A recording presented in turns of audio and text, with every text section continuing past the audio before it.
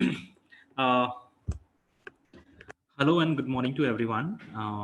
I welcome on behalf of Road Track Club of Noida Youth to each and everyone who has joined us for this session on Moot Court skills. Now, before we proceed ahead with this today's session, I hope all of you have really enjoyed yesterday's session wherein we had our speakers sharing their experiences with all of us. So I hope that was a pleasant experience for all of you. You guys have gotten this opportunity to learn a lot from them. Now, today's session we would specifically be focusing upon the aspects of the training aspect of the of a moot court session. That is, so yesterday we just discussed about the experiences.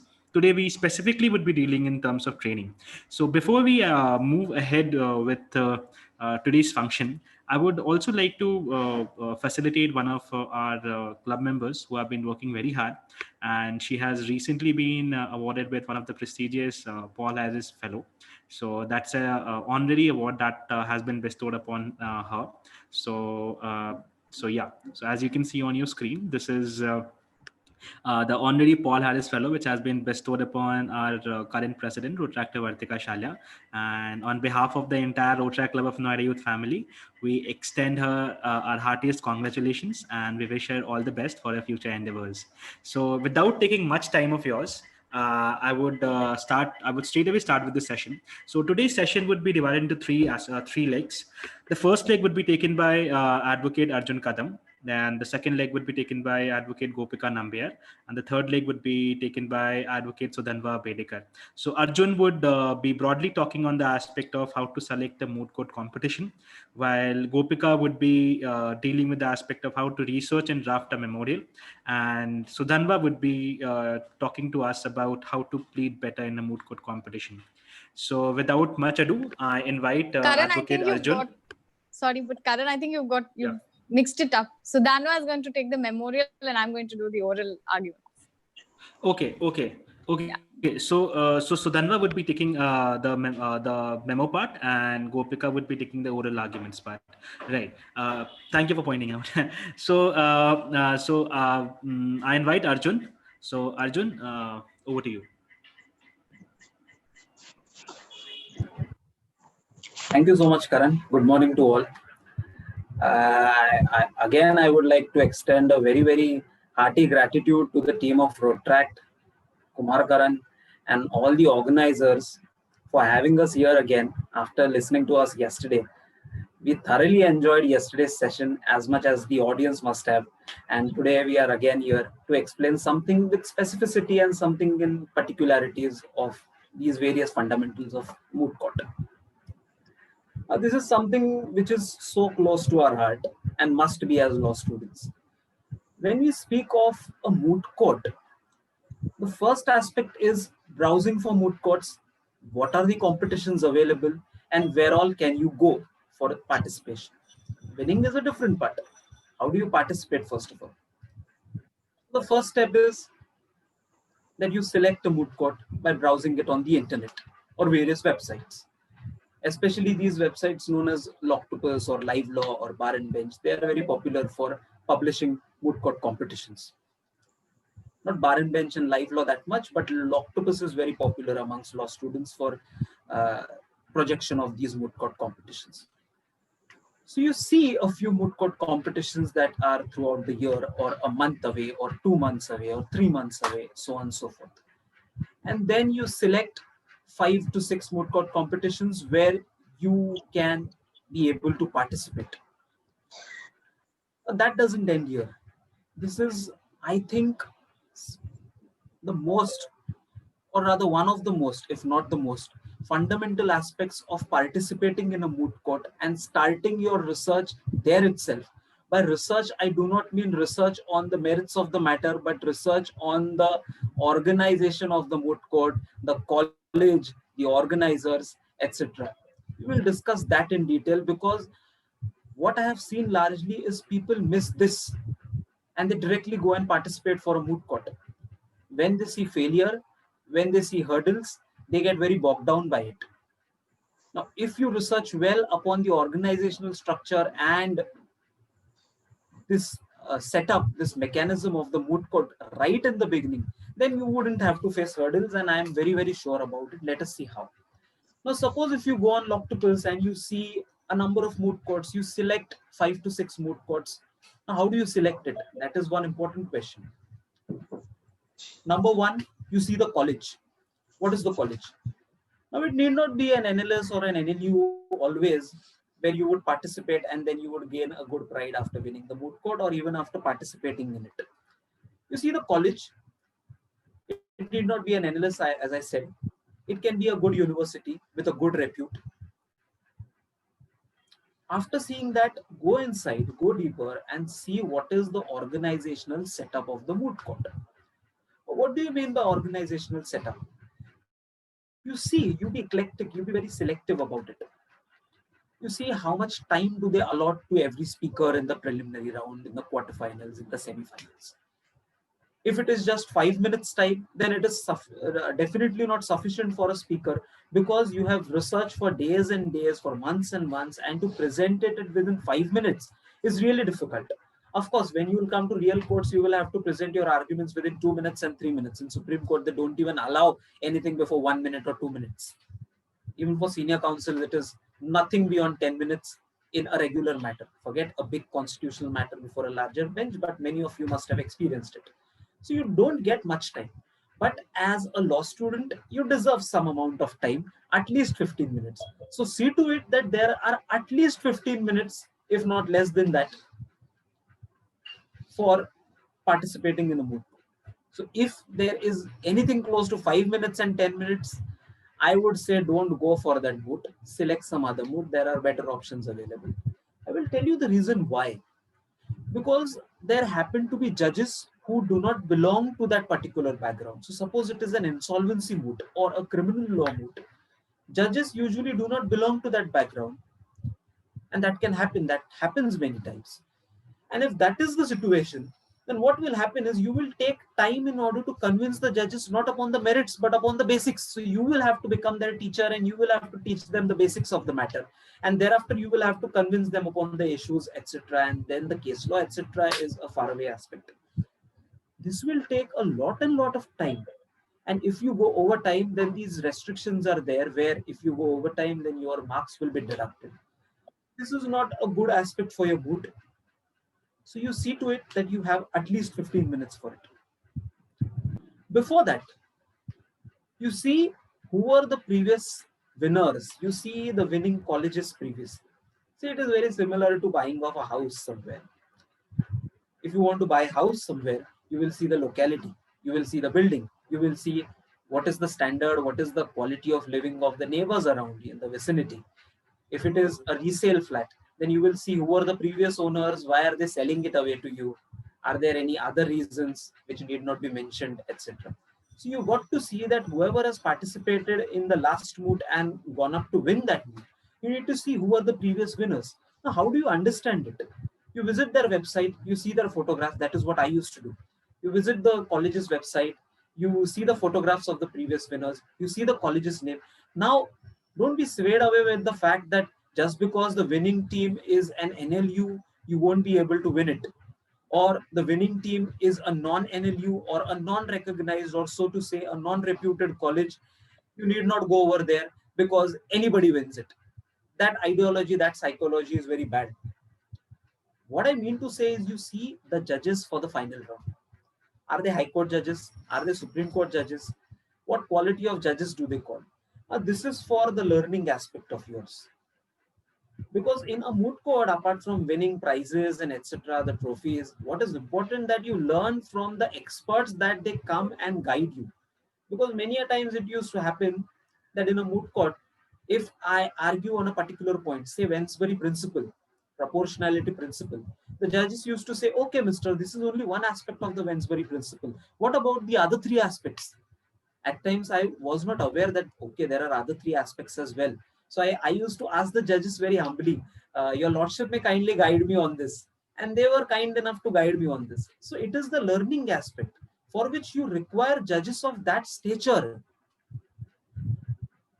Having said about that, I remember a few of my friends had been to a moot. I'll not name the moot, and neither I will name my friends. So they had been for a particular moot, and it was a reputed moot, associated with a reputed college. What happened there was, it was a constitutional law, administrative law moot, and the judges that they had called were trial court judges. Now, of course, I do not mean to belittle or defame anybody or derange anybody for that matter. But then if they are trial court judges, they are not certainly in a position to understand as to what are the niceties of a constitutional law problem, what are the parameters that are to be considered, what are the fundamentals that are to be considered. So suppose it is a challenge to a law, constitutional challenge to a law, a wires of a law, then you will have to see whether it is violating the fundamental rights, whether the competent legislature has enacted the law, whether the legislative competence is there or not, whether arbitrariness is there or not, whether arbitrariness can be a ground to strike down a law or not, who has said this, whether that was the position earlier, what is the position now. All that aspects you need to see, and all that aspect the judge also needs to understand, without which you need not risk yourself by participating in these moot courts if the judges are not wise enough to understand. And I will really be very blunt in saying this, because ultimately we need to understand the grassroots reality over here. Third is, you see the moot proposition, how well is it crafted? How particular is the draftsman or the craftsman in crafting and drafting the moot proposition? How particular are they? 1 page and 2 page, you need not go on the size of the moot proposition. It may be a 10-page long proposition, but it may carry no meaning. Whereas it may be a 2-page or 1-page moot proposition where it will carry a lot more meaning and a lot more issues and fundamentals than you would ever expect from a 10 to 20-page moot proposition. So don't be bogged down or don't be carried away by the size of the moot proposition. You see the content and you see the way it has been drafted. I will give you a few examples in order to have a better understanding of this. I will again not name this college, but it was a reputed college in South India, and we were planning to go for that moot court. We ultimately ended up not going because we argued against each other on the merits of the moot proposition and we couldn't convince each other. And we ultimately decided not to go for this college, but we'll go for some other college in North India. The proposition was on Sabrimala Ayyappa, where the constitutional validity of a particular law which was enacted by the state government of that particular state after the Supreme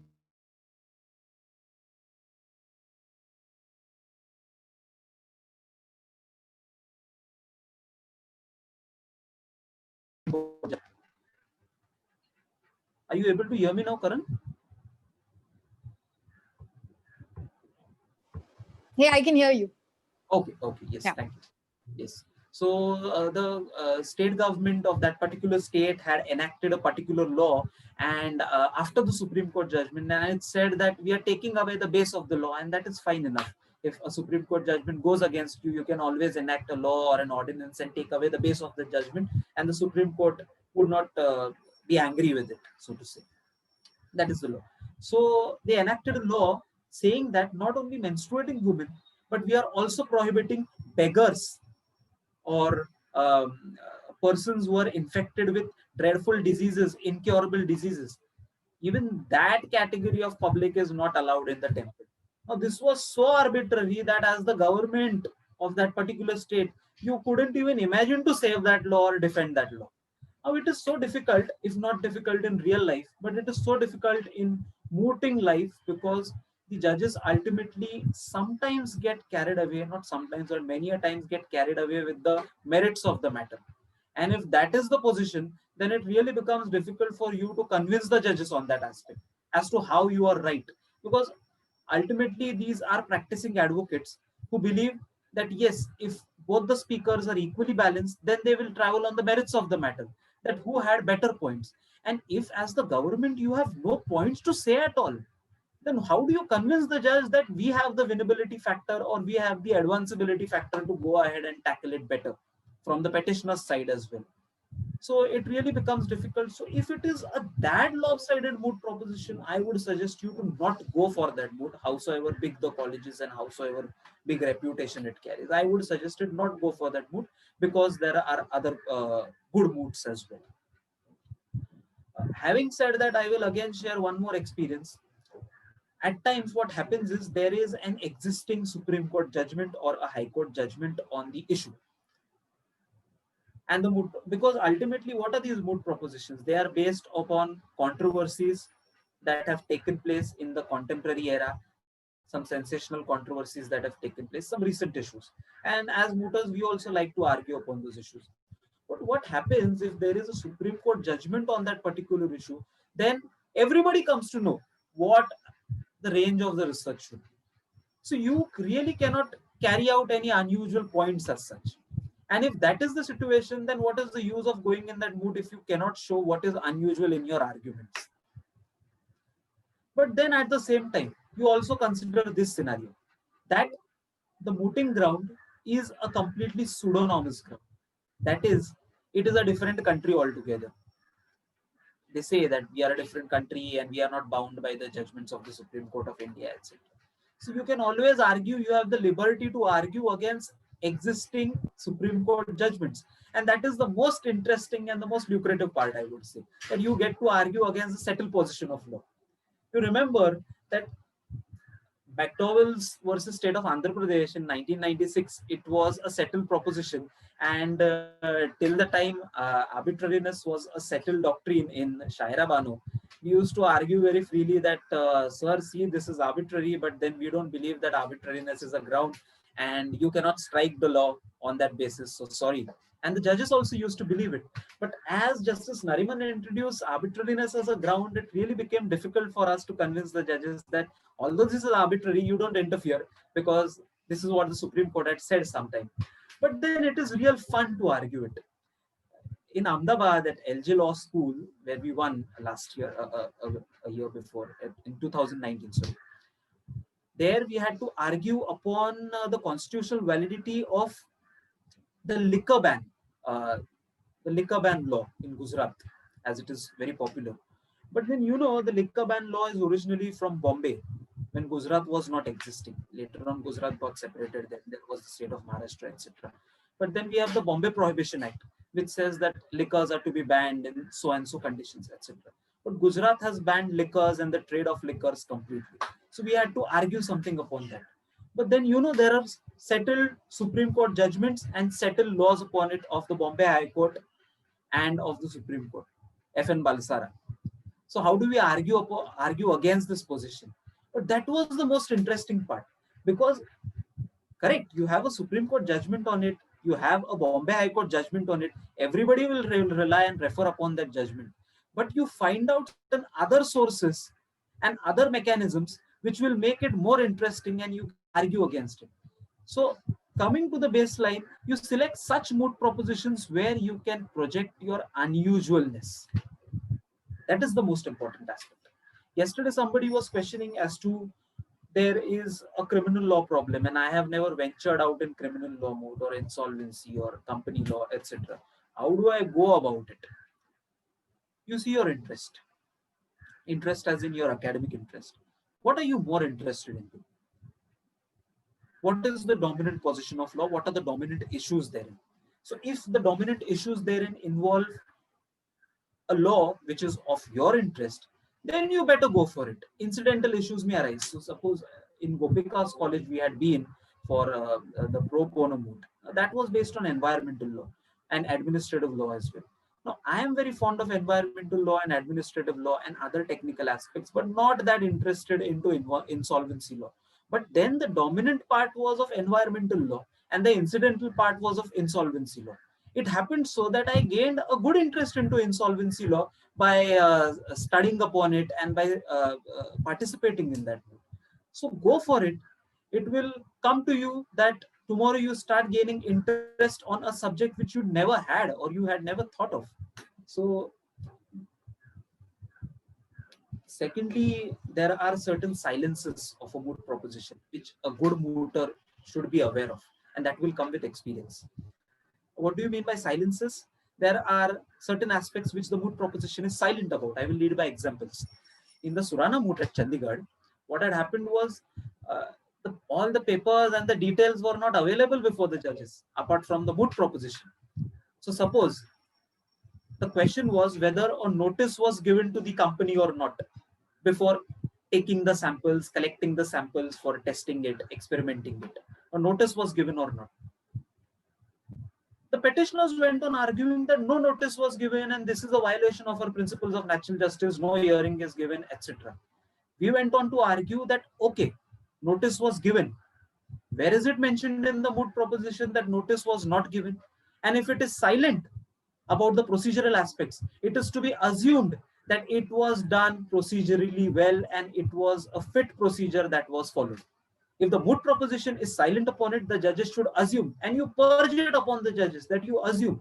And even if despite all this, if the judges are unready to accept your submission, you tell the judges, your lordship may issue a writ of certiorari, call for the records and proceedings and test it yourself, whether the notice was issued or not. Of course, that is not going to happen anytime. But then the judges will be impressed by this thought of yours that, okay, they know about something such as writ of certiorari and the judges can call for records and proceedings in such a manner.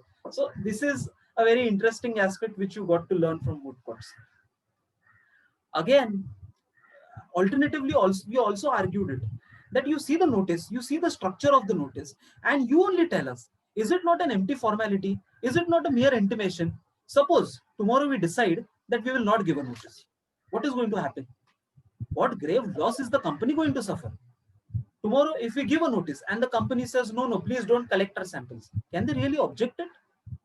So what is the object of giving a notice? What is the meaning of giving a notice? We say it is an empty formality, and then principle of natural justice really should not bother anybody, including the petitioner and even the court. So this is something unusual which you can present and which you can only grab if you are able enough to understand the moot proposition, and more than that, the silences involved in it. Having said about the silences, never commit the stupidity of asking questions to the organizers upon the silences. You make your research known to the other teams. You make what is the point, unusual point going on in your head to the other teams, because what happens ultimately is you go on asking questions to the organizers, and then the organizers say that, okay, we will release a common set of answers, and then it contains a common set of answers. Ultimately, it is a competition. We are not doing some charity work over here. It is a competition. You got to compete with each other. You got to hide some points. You got to reveal some points, and everybody must believe in a healthy competition over here. So what happened in a particular moot, that there was a problem of limitation, and the moot proposition was silent on the aspect of limitation. So we were really praying that nobody asks a question on limitation aspect as to why is the moot proposition silent. Unfortunately, some participant who was overexcited possibly, he asked the organizers, what about the limitation?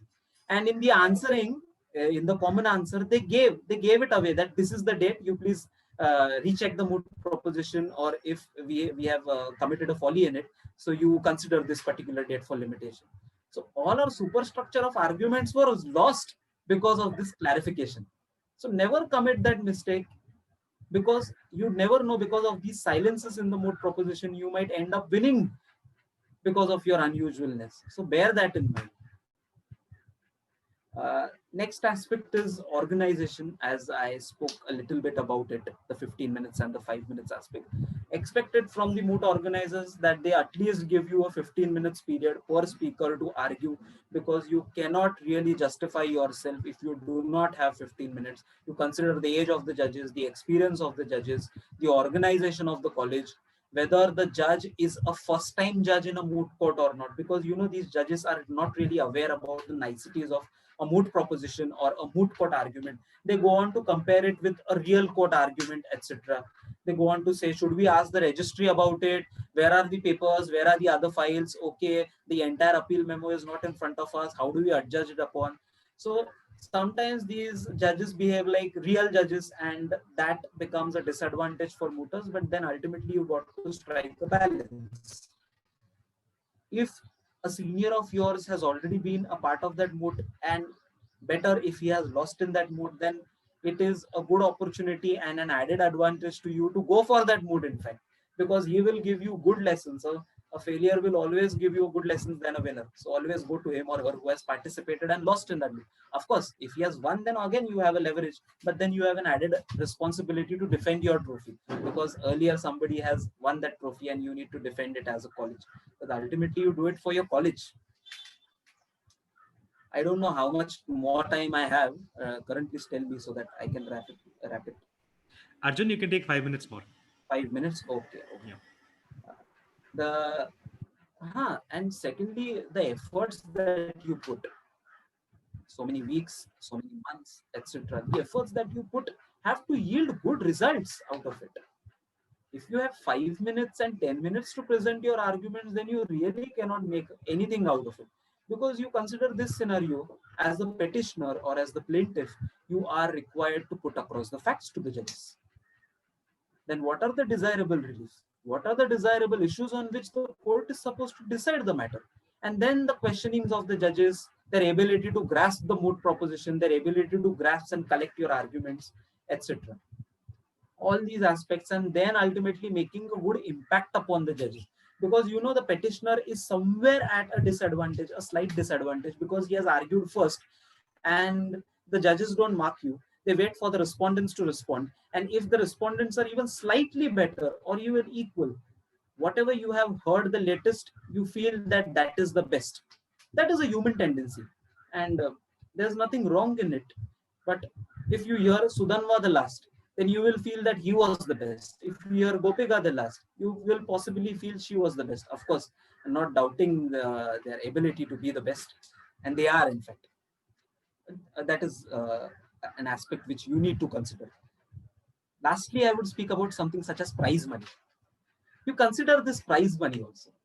If after spending for the airfare, after spending for the registration, the train fare, and the printing, the stationery, you consider all these aspects. After spending so much, ultimately, if you're only going to earn 5,000 and 10,000, and let me be very blunt, as I already said a while ago, if you are really going to earn only 5,000 and 10,000, then in my opinion, don't go for that mood, because your investments are more than the profits that you would earn. So think commercially also. Why do I say so? Because in any of my moods, the registration charges, the ticket charges, the airfare, the stationery charges, and all other charges were never ever borne by my parents. I never allowed them. I never troubled them with this. I always used to earn something in my moot courts and spend the same thing in the subsequent moots. Even my college fees, I never troubled my parents to pay my college fees or any of my academic charges. I used to bear this from the moot earnings that I used to get. So I used to bear in mind that I have to pay the college fees. So possibly, of course, not that my parents could not afford it, but I never wanted to trouble them when we are at this age, or possibly at the postgraduate level or in the graduation level, etc. I never wanted to trouble them with the costs of my education as such.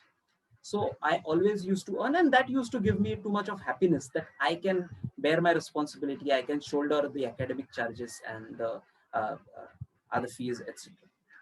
Secondly, it gives you a lot of happiness to earn something on your own. Thirdly, if it is a good cash prize, then you should always try going for that mode. Now, I will give you an example. LJ School of Law, that gives you a cash prize of 1 lakh rupees, and we have won it twice. And that gives a lot of happiness to you to see a good amount, to see a good figure. Of course, other experiences weigh a lot, and this is just a small figment of it. So you never miss the woods for the trees.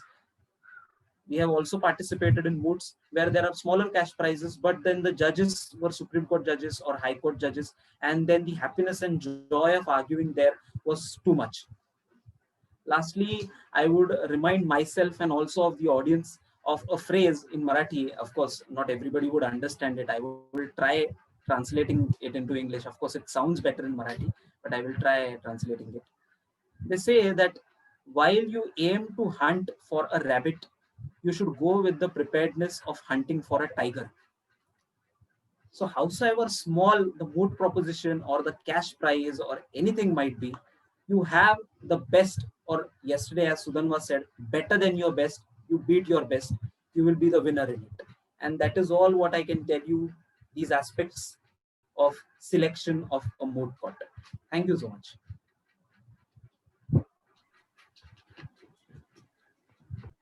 So thank you so much, Arjun, for that really insightful talk. And going ahead, now I call upon the audiences. If they have any questions, they can please unmute themselves and shoot their questions to our speaker. So anyone from the audience, if the person would like to ask any question, can please ask so.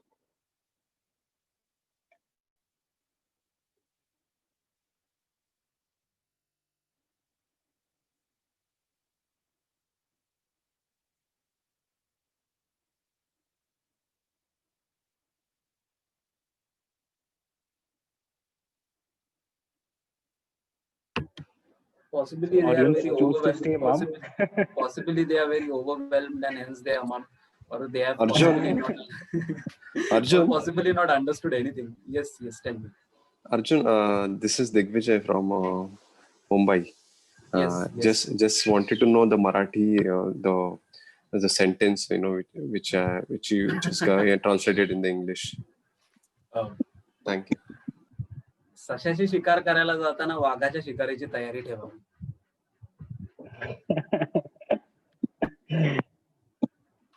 Okay. Thank you. So do we have any more questions?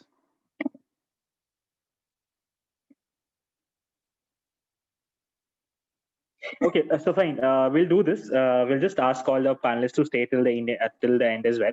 So just in case, as we end this training workshop, if anyone would have any question, the person can come back to the particular expert and ask the questions subsequently. So here we move on to our next speaker. So next we have Advocate Gopika Nambiar, and she currently practices at the Madras High Court, and she would be delivering a talk on the pleading aspects of the Moot Court competition.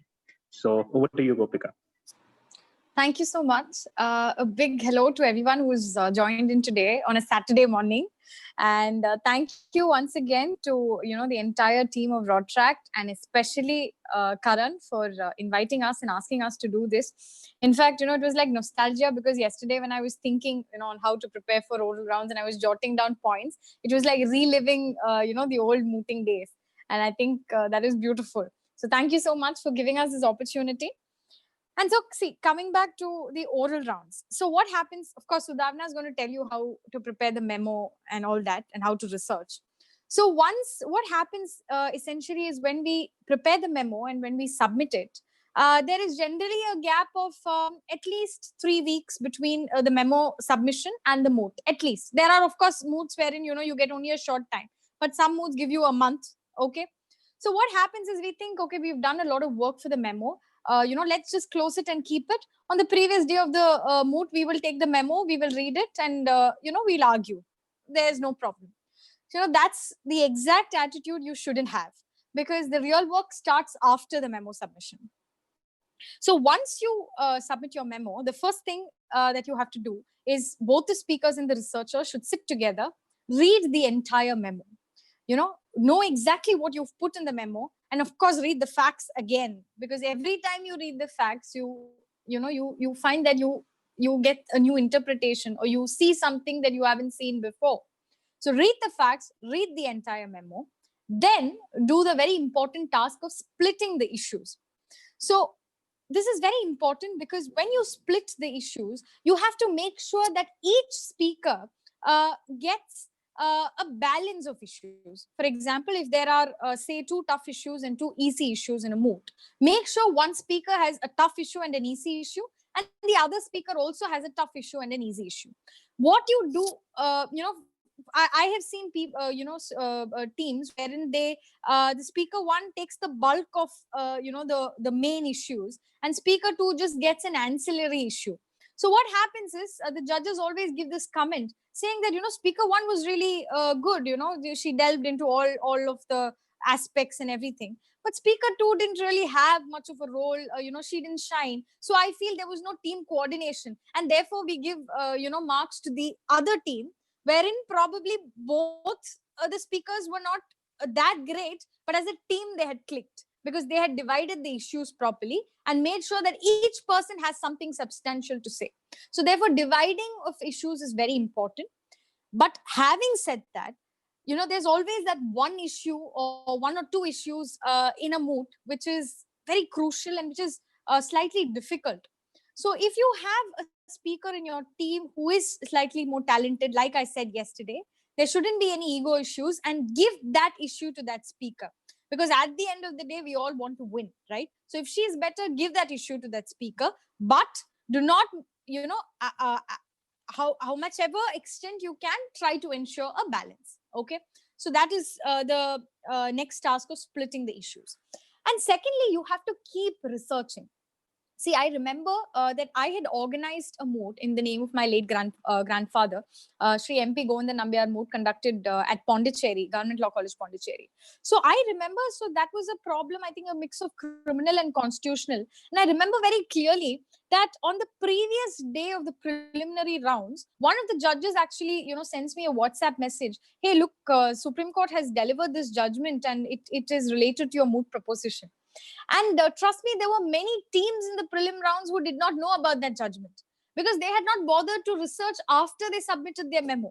So the judges come very prepared, they look, because they're of course practicing advocates. So they know the latest judgment, but the teams did not know. So therefore, keep researching. And I think that's fundamentally something which the researcher has to do also, because, of course, the speakers have to prepare for their arguments, but the researcher is comparatively free. So she can, keep researching and see if there are any latest developments.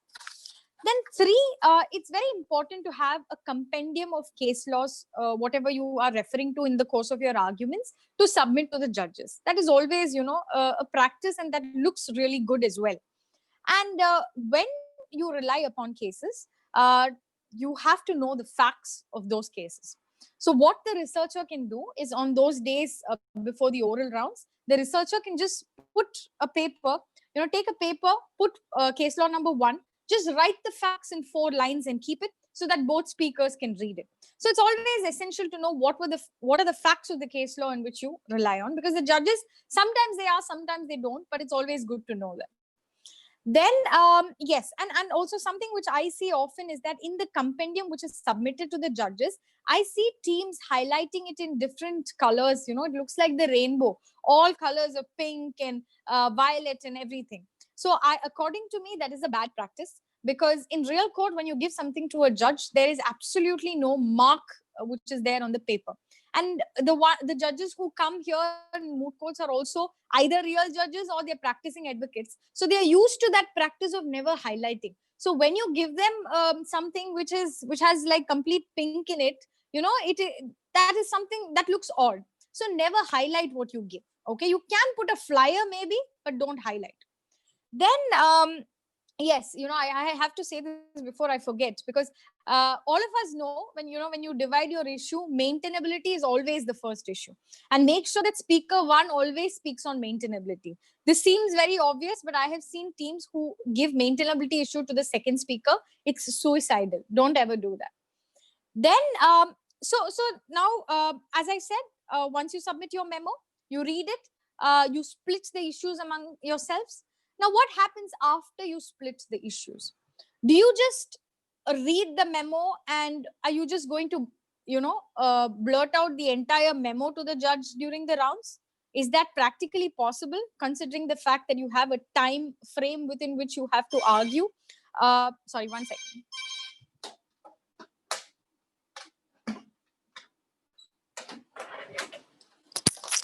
I'm so sorry. Yeah. So, that is of course not possible. So therefore you have to restructure the way in which you are going to argue, and restructure your arguments which have already been put in the memorial, so as to make sure it fits within a particular time that you have been allotted. So I think I'll probably just request Karan to screen share that memorial which I had sent, so that I can just show you how we put it in a memorial and how ultimately we're supposed to argue. Karan, can you just screen share it? Yeah, I'll just do that. Yeah. So, Yeah. Pratyush, the backend.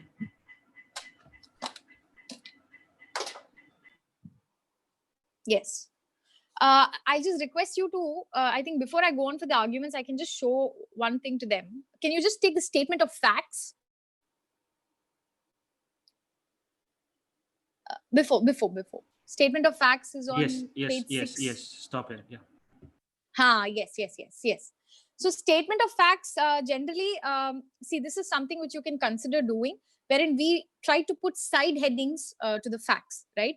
We try to make it as brief as possible. This was like a 5-page fact sheet. So we try to make it as brief as possible, and we also put side headings. So this looks nice, okay? So this is something you can consider doing in your memorial. And next, of course, we have the statement of issues. Can you just go on to summary of arguments?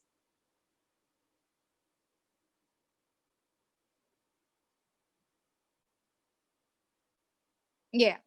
So, of course, Sudhanva will be telling this also, but I just want to remind you guys that a summary should actually be a summary, okay? It should be small. And at the same time, it should, make sense. If supposing the judge is opening your memorial and reading the summary, it should make sense. It should not just be a random cut, copy, paste, okay? So now we'll go on to the arguments. So let me, before I read what is there in the memo, let me tell you that this case was on section 370 and 35A, which is a special status given to Kashmir. If you see the word Mullu here, so that Mullu refers to Kashmir basically. And so this was a moot proposition which we had at Nalsar, NLS Hyderabad. And so basically in this, a person is challenging the special status which is given to Kashmir because he is giving maintenance. He has to give maintenance to his divorced wife. So he wants to give her a property. But she is not a permanent resident of Kashmir. Hence, he is not able to give her that property. So therefore, what he does is he files a petition in the Supreme Court to challenge the special status given to Kashmir. And at the same time, what he does is, what happens is that when he goes to the court, the Advocates Association in that court prevent his lawyer from arguing. Hence, he files a transfer petition. So this was not, this is not before the Supreme Court. It was before the High Court. He goes to the Supreme Court to file the transfer petition saying that, I'm not able to give, my lawyer is not able to submit his arguments in this High Court. So therefore, transfer it to another High Court. Okay. So that transfer petition is maintainable is what we are saying in the first issue. So if you see the first issue, it is on right of access to justice. So look how it is in the memorial. So there is a side heading called right of access to justice. Then I say that written constitution, the right to approach a court is a fundamental right. Then I talk about right of constitutional remedies, which is, I think you're on summary of arguments. Can you come back to arguments?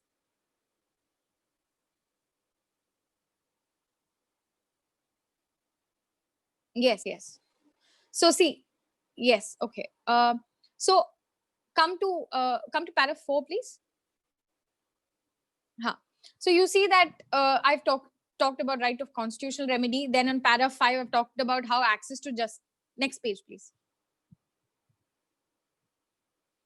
I've talked about how right to access is a human right. And then I come to, the facts. And then I, quote a lot of, come to para 7. Yeah, I quote a lot of case laws which have recognized access to justice. Okay. Then come to para 11. I talk about rule of law and I explain what is rule of law. And then if you see para 14,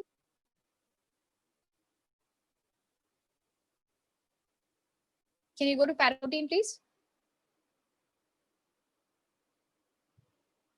Yeah. So it talks about how a transfer petition is sustainable because there is a right to speedy justice, right to fair hearing. And then of course, I explain what is speedy justice, fair hearing. So you see, this is a big issue. Okay. So if I were to just read it out like this, how it is, or say everything which is there in the memo to the judge, I would take like at least half an hour. So that's not done. So what you should do when you argue, I think you can stop the screen sharing.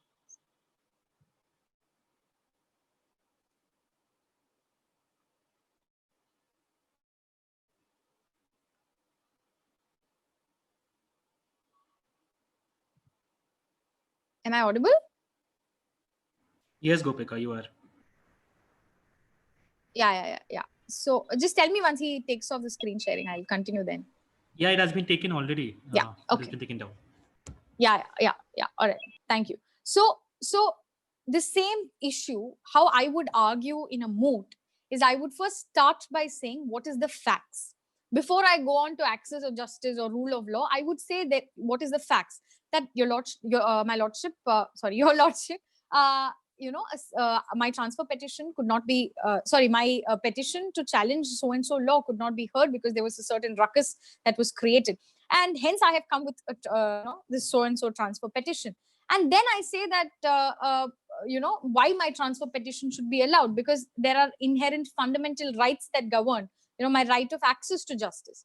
So when you come to right of access to justice, you do not start from the origin, or don't talk about the origin of access to justice and all that is not necessary. You tell directly which is the Supreme Court judgment which says right of access to justice is a part of Article 21 of the Constitution. You directly come to the point when you argue, because you have a limited time and the judge knows what is the origin of access to justice. So come directly to the point, say, first say the facts, then say what is the right involved, say which is the Supreme Court judgment that recognizes the right, and then move on to the next sub point which you have to say. Okay.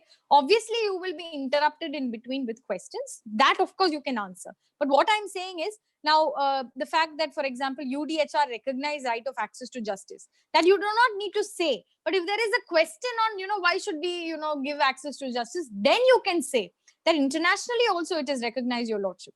So that difference, so that preparation for an oral round is extremely essential, and you cannot just depend on saying whatever is there in the memo. So that is the point I want to emphasize on.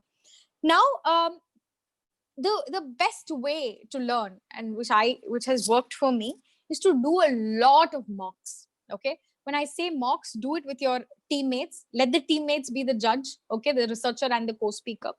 But you would benefit more if you give the problem to a third party, because the third party's perspective comes in. So I used to go to a senior of mine. I just give him the problem and I say, I just start arguing, and he'll ask me lots and lots of questions. So, and I also feel that at least even in the beginning, you can think, you can sit and take a notebook and think of what all questions the judge might ask. So, of course, as you improve, that the skill of being able to answer on the spot will come.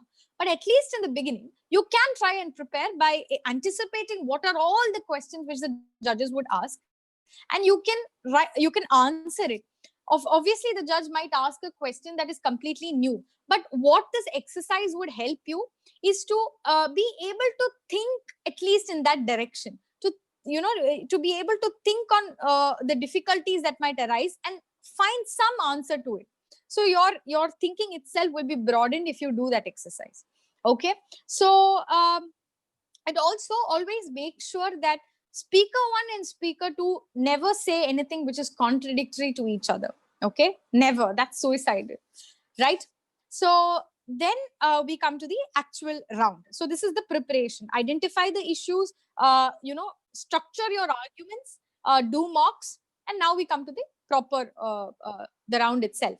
So the first thing is obviously court manners. Okay, you're marked only 5 in that, and if you can't get that 5, you should hit yourself with something, because that's the easiest 5 marks you can get by just being polite.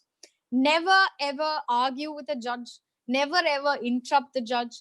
When 2 judges are talking, do not argue. These are basic things. And how much ever the judge is rude to you, it doesn't matter. You just have a smile on your face and you hear it. They are not being intentionally rude, or they don't have anything against you. They are here to test your coolness, your confidence, which is why they are shouting at you, and which is why they appear, which is why they say things like, your arguments don't make any sense. I've had many judges telling that to me. But when I see my mark sheet, I've seen the same judges mark me very high, because I've never let that, get on to me. It's never ever. So always respect the judges.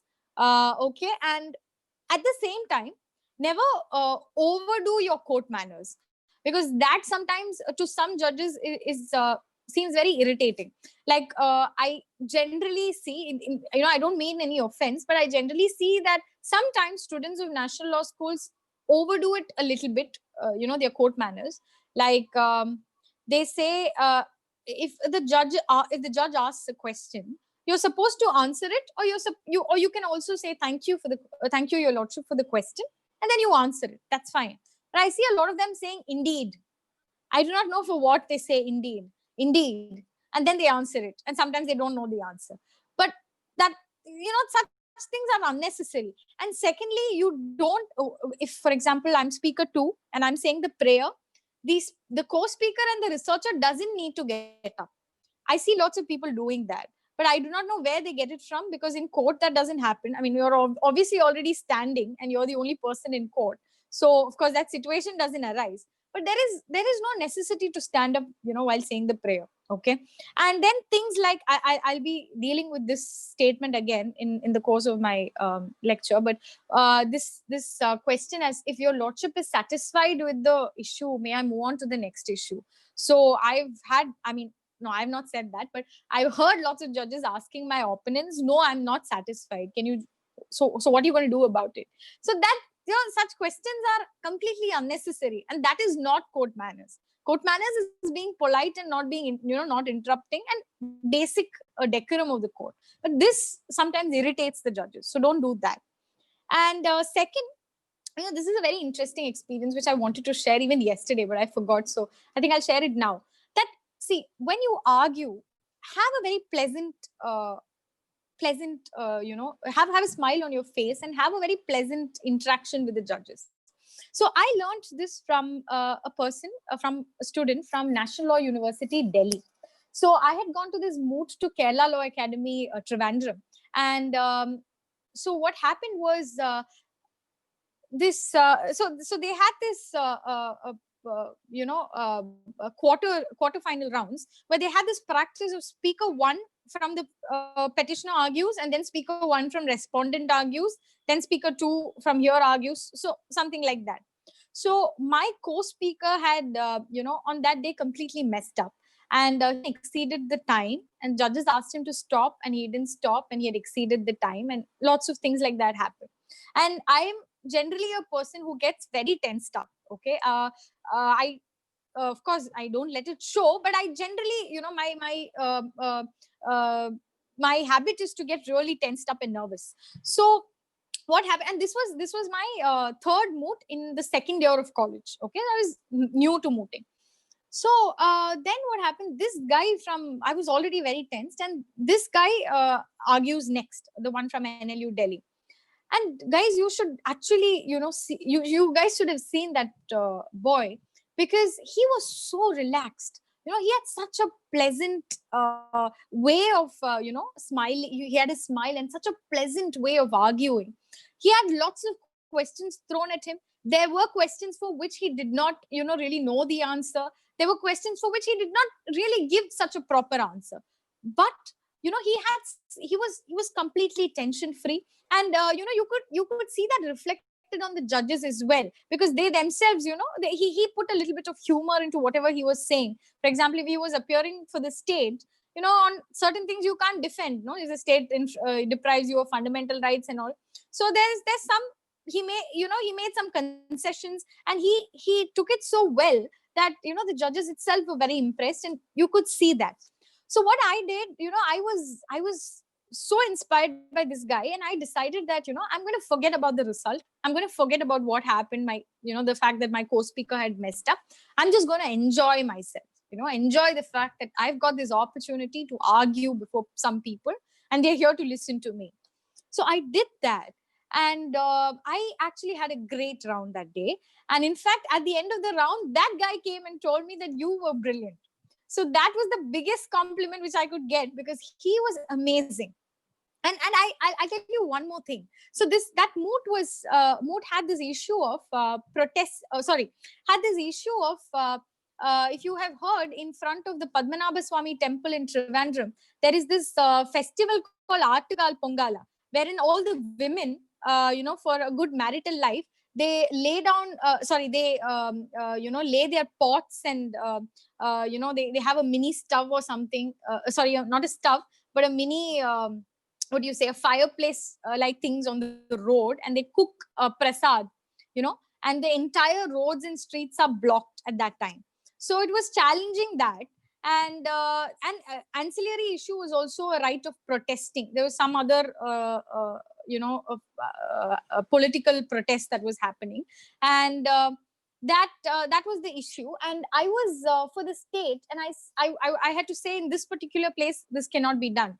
So the judges kept asking me, and this question came, in all the rounds, that why can't they, why can't you give them a right to protest, and why can't you arrange an alternate, why can't this location be done, for the, why can't this location be used for protesting, etc., etc. So I was thinking, I mean, it was a question that was confusing everybody.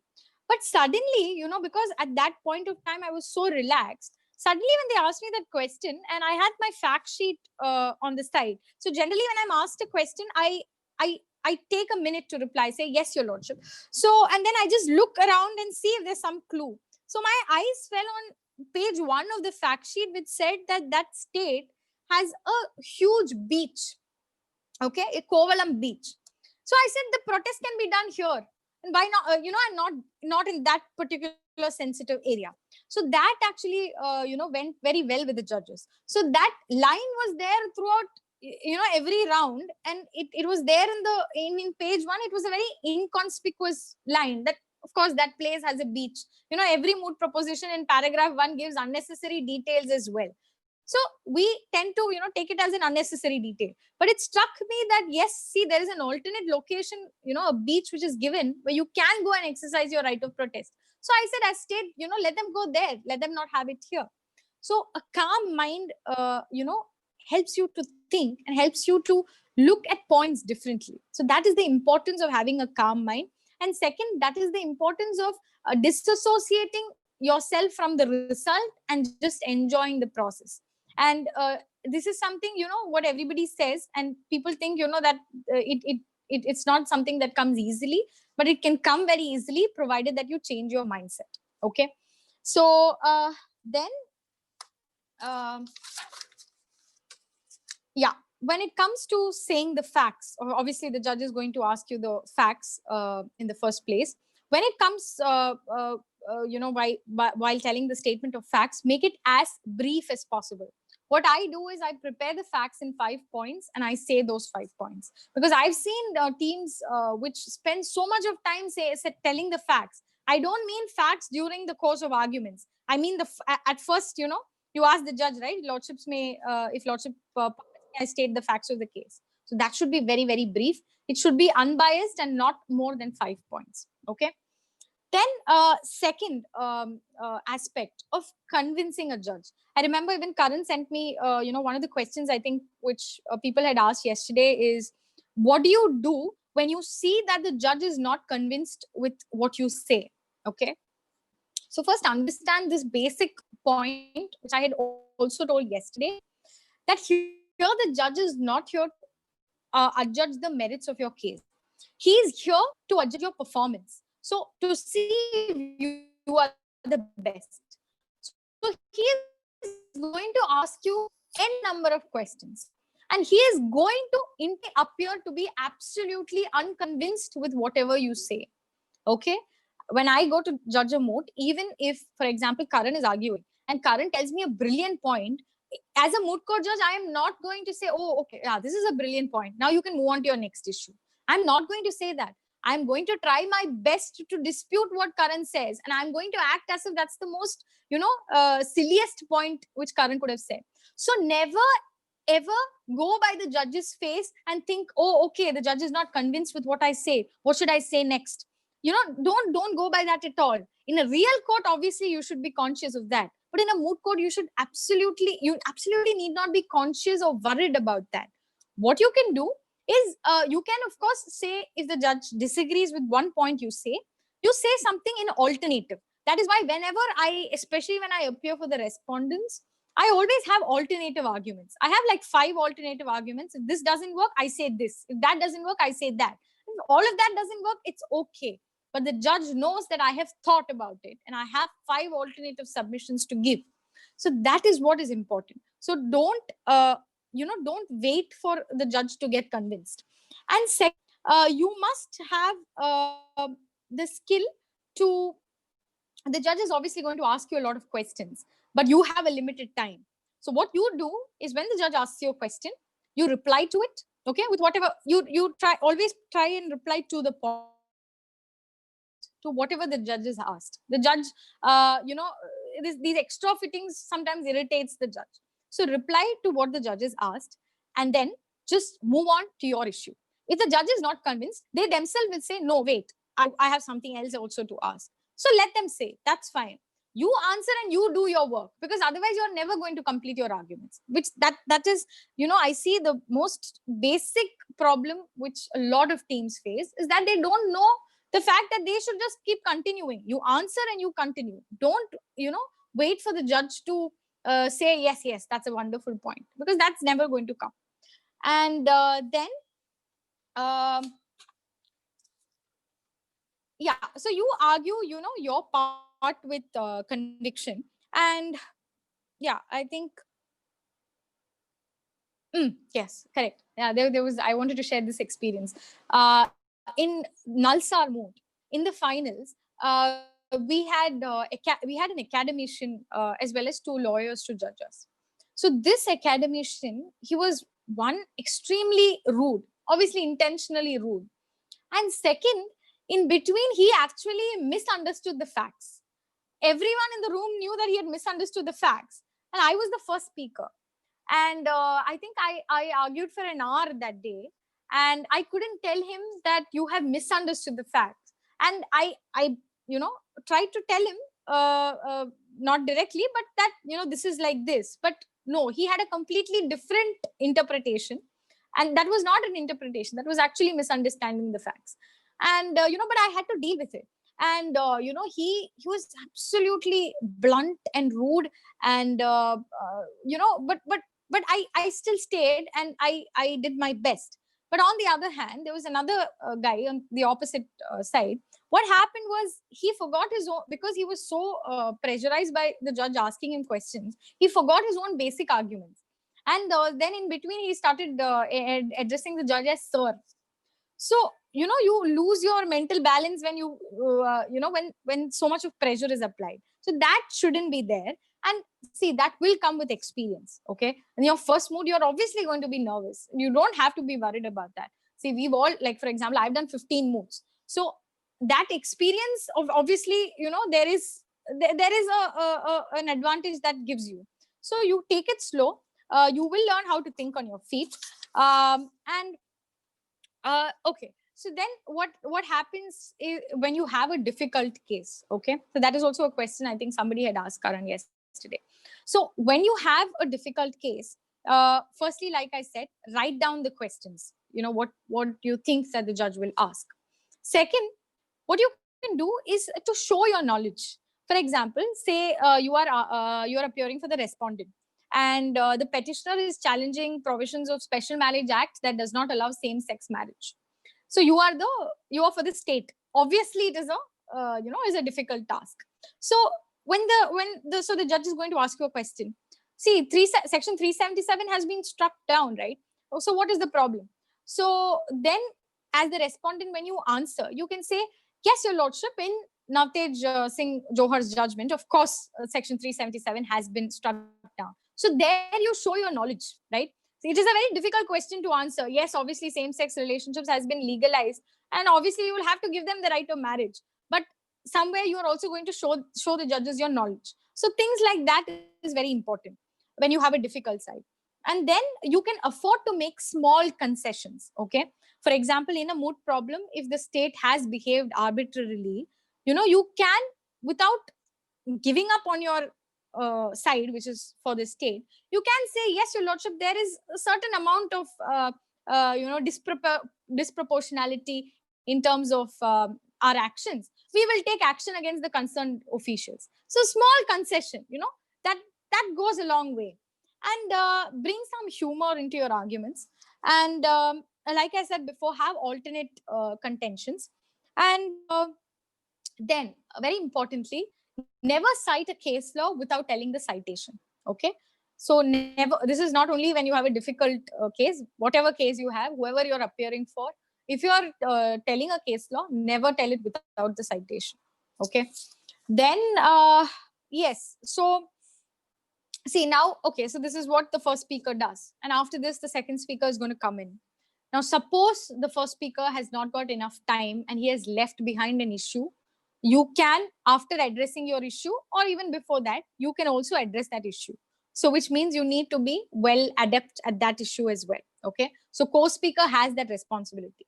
And additionally, if there is a question, this is something I forgot to address. Now, like I told yesterday, what happened to me in my second mood. I was asked questions of my co-speaker. So obviously the lesson I learned is I need to know, her arguments as well. And secondly, now assuming that you have, your co-speaker's arguments, but generally what happens is when you're questioned on co-speaker's arguments, you immediately say, she will be dealing with it, and you move on to your arguments. See, that is bad. What you can do is, your lordship, this issue would be dealt with by my co-counsel, but since your lordship has put that question to me, I will address it, and then you say it. That is the correct way to do. So sometimes the judge will say, oh, okay, she's addressing it, then fine, you don't need to deal with it. Sometimes they will want you to answer. So that is the correct way of answering that question. And in case there is some question which was addressed to the speaker one, which speaker one couldn't answer, then speaker two, when she comes, if she knows the answer, she can obviously answer it. So that shows good team coordination, and individually as well, it works well for the speaker. So then comes to prayer. Obviously, you need to be very clear of what the prayer is. I have seen many moods wherein speaker one, when he starts itself, the judge asks him, what are you praying for? And they don't know it because speaker two knows the prayer. So never do that. And also, like I said, it's not necessary to stand up for the prayer. And so this is with respect to the arguments. And lastly, of course, we have rebuttal. Rebuttal is very crucial.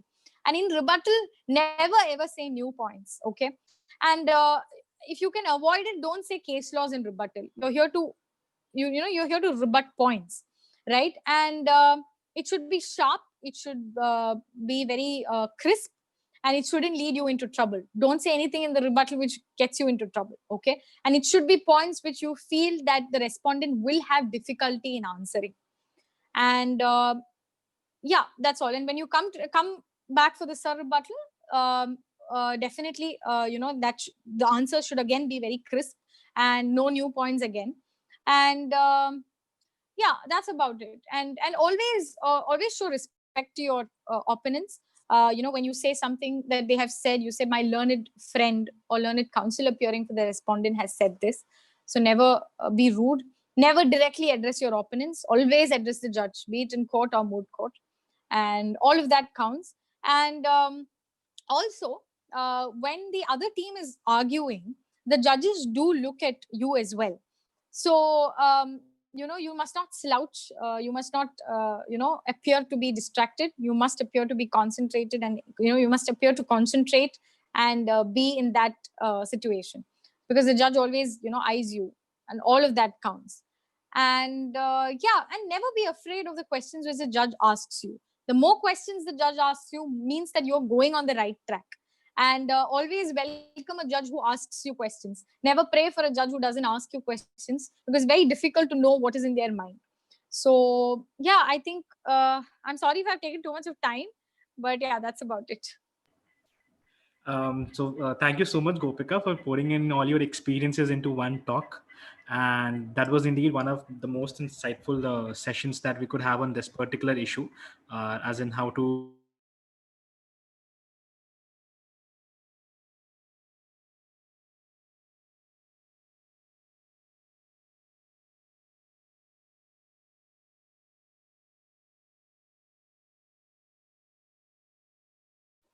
Karan's video has got stuck, no? He's not audible as well. Wow.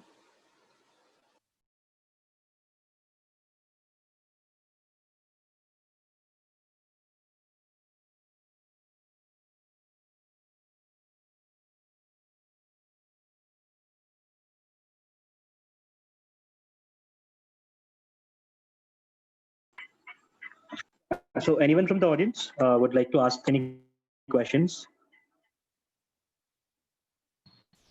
Hello? Yeah, hi. Hi. Hello, ma'am. My Hi. if there are errors in the memo of the opposing counsel, can we point that out during the time of rebuttals? If there are errors in the memo? Yeah. No. That's not very, that's not very, I'd say pleasing or pleasant. It's not necessary. You can obviously rebut on what they argued. It's not necessary. It goes, many judges will take that negatively. It's not necessary. Okay. My second question would be, do we need separate structuring of memorials and oral arguments? Because I found many teams arguing differently, and their memos will be having a complete structure of arguments. They won't be coinciding exactly. So what do we do about it? No, see, I did say, right, if you had heard me, that I did say that you can't just say what is there in your memorial. You will have to, reshape it a bit. So is that what you mean?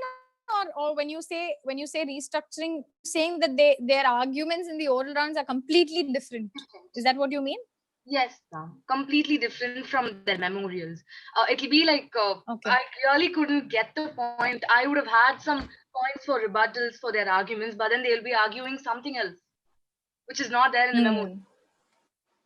So well, I can just say that, no, usually that's not done. But see, but at the same time, I'm also one of those persons who does not stick to the memorial. If I've done more research and if I found out something new, I will say it irrespective of the fact that the rules of the Moot Court competition say that, you should argue only what is there in the memo. I will argue.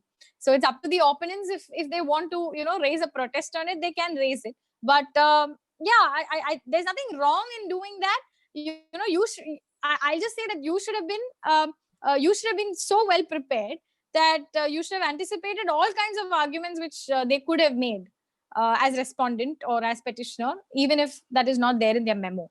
So memo is what to say? Memo is that's not the final thing.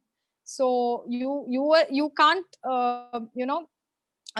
you can't afford to think that your opponent is going to be good or bad based on whatever they put in the memo. So I'll only advise you to be more careful. But at the same time, it's obviously not good to have a completely different set of arguments in the orals. That's not done. Yeah. Okay, now. Thanks a lot. Thanks a lot. You're welcome. Hello, Gopika. This is Hi. Siddharth from ABACL Advocate Bahasaheb Apte College of Law. My question to you is that during oral arguments, do we have to repeatedly refer to ourselves as the counsel, or can we say? Sorry, can we say? Can we say I directly, or should we refer to ourselves as the counsel? Counsel would like to address this court, or No, the counsel you would can like to. Okay. No, not necessary at all. You can definitely say I, because saying the counsel sometimes seems, too repetitive. You can say I, absolutely. And also, since you asked this question, I wanted to tell everyone that, try and alternate between my lord and your lordships, and not just keep saying lordships, because it sounds very monotonous. Yeah. Thank you. Yes, thank you.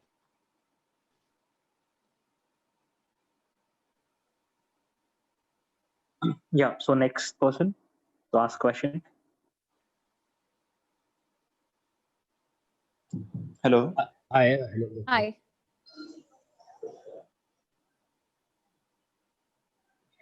Hello. Yeah, you're audible. Yes, Please we can ask hear your you. Okay. Ma'am, my name is Akash Tripathi. So I have a moot court competition lined up. And one of the major issues which we are facing is with respect to the page limit. So there's a limit on the memorial page limit, which is of 15 pages. Now, because of that, we are not able to actually address each and every argument. And I mean, we have addressed every major arguments, but there are some facts which are relevant and which could be used from one side, right? Now, with this, also in addition to this, let's say if a person has submitted their memorial and when they are preparing for their oral arguments, they come up with some more arguments which are not there in the memorial. Would it be a good thing to plead and use those arguments in the oral pleading session? Absolutely. You can absolutely do that. And that's something which I always do. See, even the moot rules, in fact say you can't raise new issues. It doesn't say you can't raise new arguments. So it's absolutely open for you to do your research and raise all kinds of new arguments which you want to say, provided that it's not completely contradictory to what you've put in the memorial. That is not good. But otherwise, additional points are all is something which you can always do.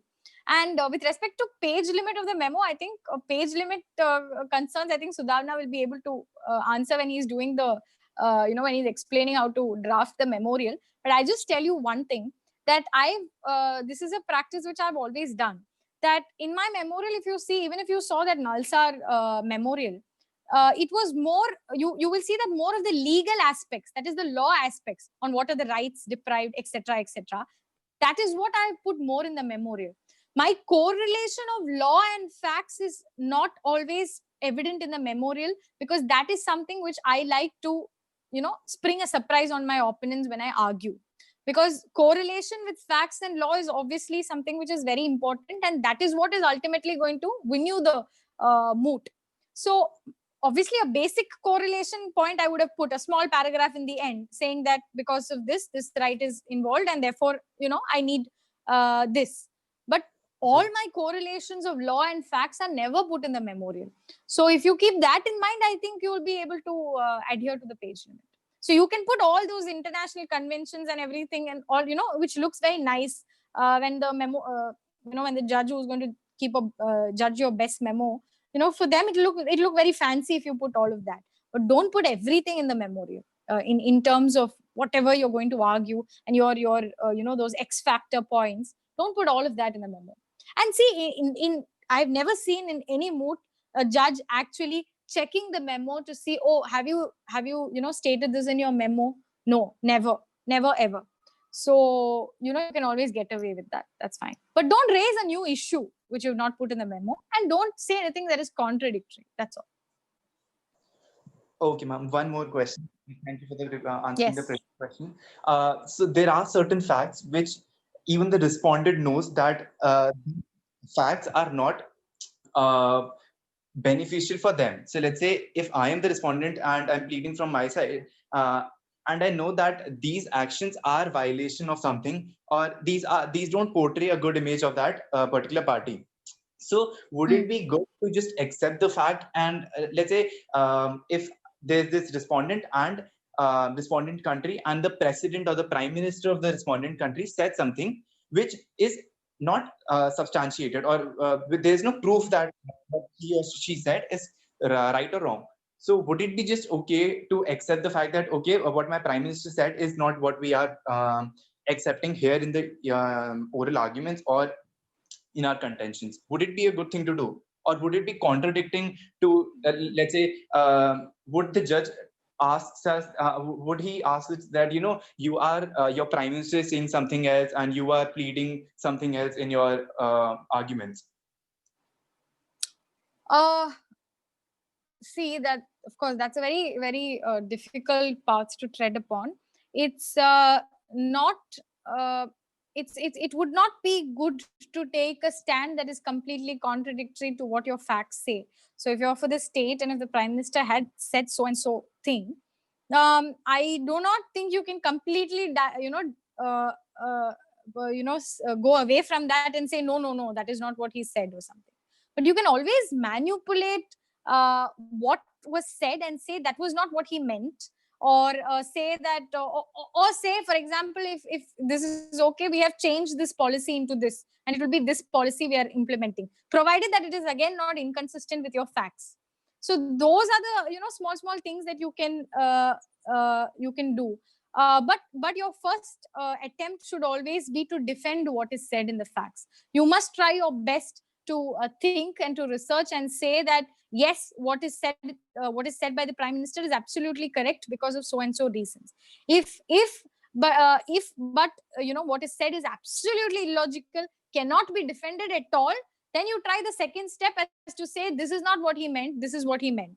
If that also you can't do, then the third step comes, wherein you say that our stance has changed, if again it is not too inconsistent. So see, that depends on each facts. So this is something I'm very generically telling.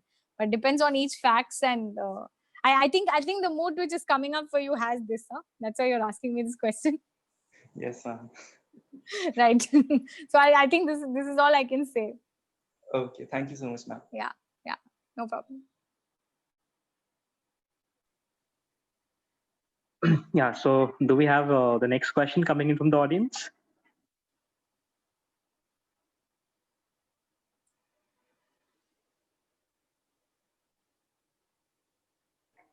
Hi, this is Weber from Hi. Advocate Balasaheb Apte College of Law.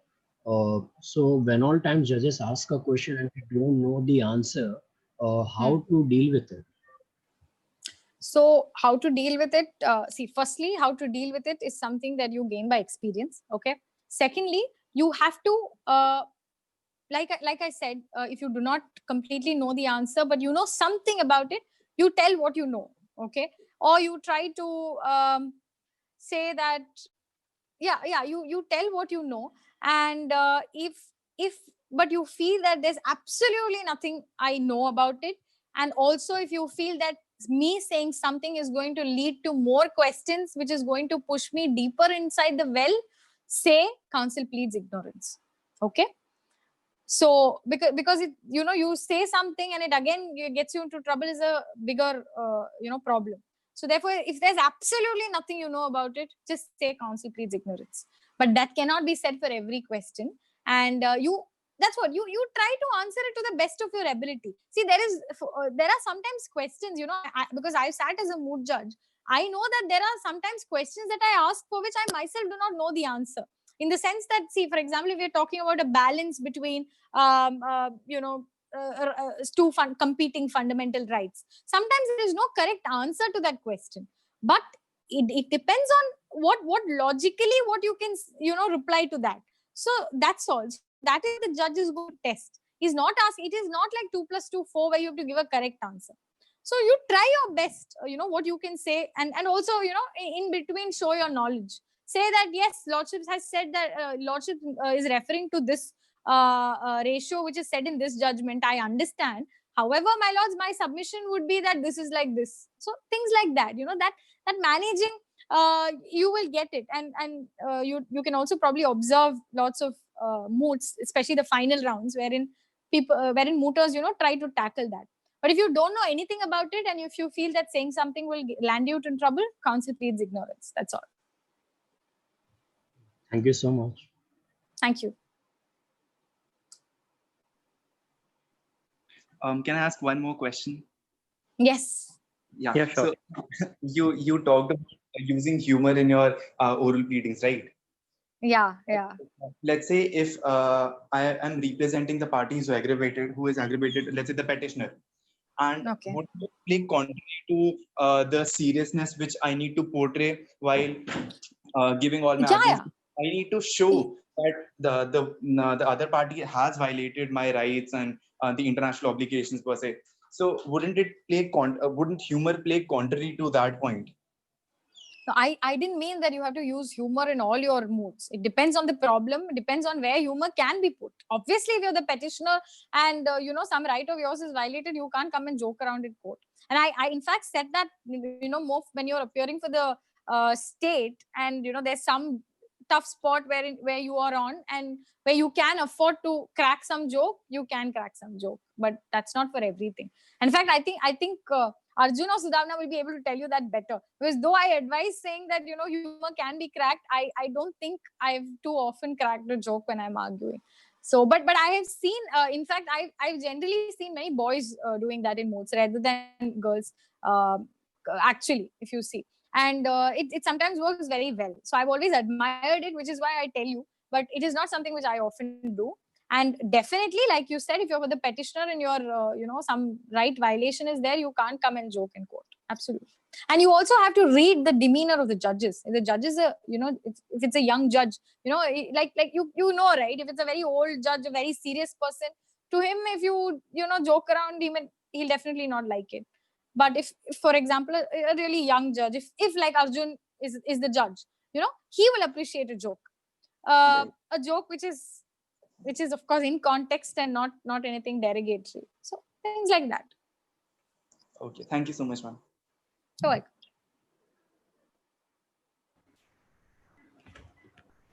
So do we have any more questions? Okay, fine. So thank you so much, Gopika, for that insightful talk. Thank you. And now we move on to our next expert, that is Advocate Sudhanva Bedekar. So Sudhanva would be dealing with the aspects of drafting a memorial. So over to you, Sudhanva. Thank you, Karan. And after the two speakers have spoken very well on their particular topics for the last 1.5 hours, I hope that the attendance has not reduced, because the 40-minute limit generally of attention is already exceeded. So I hope that people are equally interested to hear my talk as well. So there are 3 stages in which you approach the preparation of a moot court. And as far as the oral arguments, the preparation for the oral arguments are concerned, no matter how vital that particular stage is, it is the last stage in the preparation of a moot court. The first stage is when you sign up for a moot, when you get the moot problem. You have to understand the moot problem. There are n number of facts which are stated in the moot proposition. You have to find out those bundle of facts which are really relevant for your purpose, which are really those facts which are disputed and which will have to be argued before the court. So you have to understand that those bundle of facts. Then you have to understand the manner in which the research will proceed, the grounds on which you are going to be arguing before the court, the issues involved in the case. All this precedes the stage of drafting of memorial, and this is the first stage of preparation of a moot court, and which is very vital, because if you miss this stage, or if you do something wrong in this stage, if you don't understand the moot proposition in a correct manner, if you don't understand the issues involved, if you don't understand the grounds which you are going to raise, then you will not be in a position to draft the memorial in a correct and proper manner. So this is the first stage which you must get it right no matter what. After this, the next stage is that of drafting the memorial, putting everything into the memorial. And then after a very good memorial is ready and prepared, which contains holistic research on the moot problem, you submit the memorial, and then you start the preparations of the oral rounds. Now, as far as my experience goes, usually we never argued beyond whatever has been mentioned in the memorial. We usually had all our arguments made in the memorial. Now, by arguments, I mean that the contentions that we are going to raise used to be there in the memorial. But then there is obviously more room for research. There is obviously going to be, sometimes it so happens that there are new developments in law, especially if you are doing a constitutional moot. And in the era when we used to moot, 2017-18 particularly, there were so many developments in constitutional law. Every month there used to be some or the other landmark judgment. So in those times, even after the submission of the memorial, there used to be some development. There used to be something new. So definitely you can argue that something new that has come up. But then we must remember that the basic contention needs to find place in the memorial, and then that contention can be developed further. So it is not that you need to have all the case laws into the memorial, or you need to have all the research. As far as you may find some research papers, you may find some parliamentary committee reports. It is not necessary that all this needs to be there in the memorial, but the basic contention of the basic argument that you are going to make before the court, even if it is contained in one single line or 2 sentences, it has to find place in the memorial. You must not go beyond the memorial in the sense that you are bringing about a new argument or a new contention which has absolutely finds no mention absolutely in your memorial. So therefore, this stage of drafting of a memorial becomes very important. You need to draft it in a very complete manner, holistic manner. And if you have drafted the memorial right, if you have done your research right, if you have done these first 2 stages right, then obviously you are going to excel in the oral arguments. You are going to be able to prepare better for the oral arguments because your research is complete. So therefore, according to me, these first 2 stages are more important than the stage of oral arguments, the preparation of the oral arguments. Because if you have got these 2 stages absolutely right, then 80% job according to me is done. Obviously, I have seen teams in moot courts whose memorial is not quite up to the mark, or who have missed out on some very vital arguments in the memorial, but they bring all those arguments in their oral rounds, and they have even succeeded, and they have even gone on to win moots. We have seen such teams, we have had such experiences as well. So sometimes it so happens that mooters sign up on several moots all at once, and the dates of memorial submission, the dates of oral rounds of some other moot often coincide, and therefore it becomes a problem to put everything into the memorial and carry out the proper research that is required. And experienced mooters, I have seen this particularly at the Pro Bono Enviro moot at Chennai. The team that won the moot court competition in that particular year, we had seen their memorials because we had faced them in the preliminary rounds. There was only a difference of 2 marks between us in the preliminary rounds, and we had seen their memorials. There were several arguments which were very vital to the case, which were not mentioned in the memorial, but eventually they went on to make those arguments. And the reason was that the main speaker, the first speaker of that particular team, he had come to Chennai after completing another moot in Orissa at KIIT. And he said that he had really not got time to prepare the memorial and sit on the memorial and prepare it in a very nice manner. So there was something lacking in the memorial, but then it was compensated in the oral rounds. But according to me, that is not the right thing to do. You must ensure that the memorial is complete as far as the research is concerned, and everything is contained in the memorial. So therefore, these two stages, grabbing the moot problem by its neck, going into the heart of the moot problem, finding the core of the moot problem, and then starting to draft the memorial, are most vital. Now, how do you approach drafting of the memorial? First and foremost, know the moot proposition really very well. Find out those bundle of facts which are really very necessary for the purpose of your moot court. There are, and like I said, in big moots, often you see that it is not just one proceeding which is filed in the court of law. There are 2-3 proceedings. Probably there is a PIL, then there is a writ petition where a party is himself aggrieved. Then sometimes there are criminal cases also which are attracted. Now in Pro Bono Enviro, we had insolvency law coupled with environmental law, and then there were 2-3 proceedings together. So in such occasion, on such occasions where there are so many complications involved in the moot proposition, it becomes really important to understand those bundle of facts which are really very relevant, and put only those facts in the statement of facts. The statement of facts of the memorial is something that we often ignore, but it is a very vital part of your memorial. You must ensure that you have got in the right set of facts into the statement of facts. You are not expected to reproduce the fact sheet in the statement of facts. You reproduce only those facts which are really very necessary and which ultimately take you to the particular cause of action involved. Now I will I will ask Karan to share the screen in a few minutes, and we will see how the facts are to be put into the memorial. So that is the first stage. The second stage, which is most important, is you need to know under what provision you are approaching the court of law. Often it so happens, and especially with junior mooters, it happens that they see the moot proposition, they see the grounds that are involved, they see the issues that are involved in the case, and they are in a position to make fabulous arguments, construct fabulous arguments as far as the particular facts of the case are concerned. But they are not aware as to under what provision of law they are approaching the court. Like for example, at UILS Punjab, when we went for a moot, it was an appeal against the order of the NGT. So most of the memorials that we came across in the 2 preliminary rounds and even in the quarter-final rounds, they had moved the Honorable Supreme Court under Article 136, which is a special leave to appeal.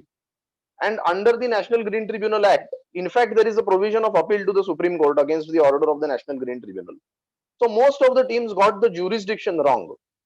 The jurisdiction is very important because under each particular jurisdiction, the powers of the court differ. The power of a court when it is hearing an SLP under Article 136 is different from the power of the court under Section 24 of the NGT Act when it is hearing an appeal against the order of the NGT. Also, sometimes leave is granted by the High Court to appeal to the Supreme Court. So if leave is granted, then there is no question of the Supreme Court granting you leave to appeal because that leave is already granted. So the power of the Supreme Court to hear the appeal then again differs. Sometimes it so happens that people get confused between Article 32 and Article 136 when they approach the court under the jurisdiction. And then there are several simpler examples also which I can give as far as this jurisdictional issue is concerned. I happened to judge an intra-moot competition last month, and it was a case which was tried. It was a simple criminal case tried by the magistrate court. Appeal was taken to the sessions court, and then the parties were before the high court. So therefore, it was supposed to be a revision application under section 397 of the CRPC. But all the students, most of them at least, had approached the court under section 374, which is appeal. The appeal provision was already exercised when they approached the sessions court. So when you come to the high court, it is supposed to be under 397, but then there was this jurisdictional error which all the teams committed, understandably so, because all of them were juniors and they had never really opened CRPC. So these mistakes were bound to happen. But these mistakes ultimately go a long way, because unless you point out the correct jurisdiction to the court, you will not be able to argue the matter in an effective manner, because under each jurisdiction the powers of the court are different. So if it is an appellate court, if it is a court which is hearing a first appeal, the first appeal is a continuation of the trial. So the court is going to hear the entire, it is open for the court to hear the entire conspectus of facts of the case and reappreciate the entire the quality of the evidence that has been produced before the trial court. But if it is a revision, then there are serious limitations on the power of the court in its revisional jurisdiction. So these are some vital issues which we must understand. So it is not that you are simply approaching the court and arguing the case on its merits. You must understand as lawyers and as that there are provisions of law under which you are approaching the court. So when you are drafting a memorial, after you identify the bundle of facts which are relevant, the next stage is identifying the jurisdiction. So that statement of jurisdiction is again a very vital part of the memorial. You need to understand under what specific provision of law you are approaching the court. So first things first, while approaching the moot court, understand the bundle of facts. After you understand the bundle of facts, please try to find out under what provision of law you are approaching the court. More often than not, the moot proposition states the provision of law under which you have approached the court. But if the provision of law is not stated in the moot proposition, you have to identify the particular provision of law under which the court is approached. And if there are many laws involved, if there are more than 2 or 3 laws involved in a particular case, if there are several complications, if there are several proceedings which are clubbed together, each proceeding is a different proceeding filed under a different particular provision of law. That fact also needs to be appreciated when arguing a case which involves complications or which involves several cases clubbed together into one.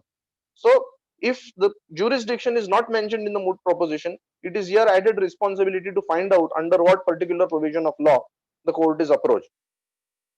Now, identifying the issues. This is the next step. First, we have the facts, then we have the jurisdiction, then we have the statement of issues involved in the case.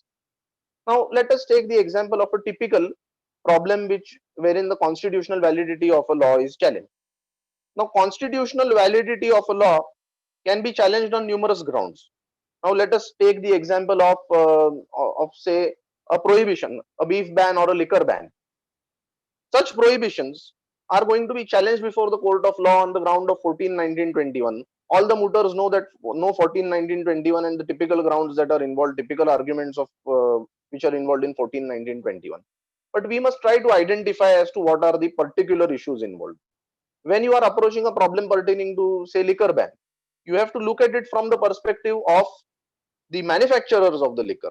So who is before the court? If the manufacturer of liquor is before the court, then you can invoke Article 19(1)(g).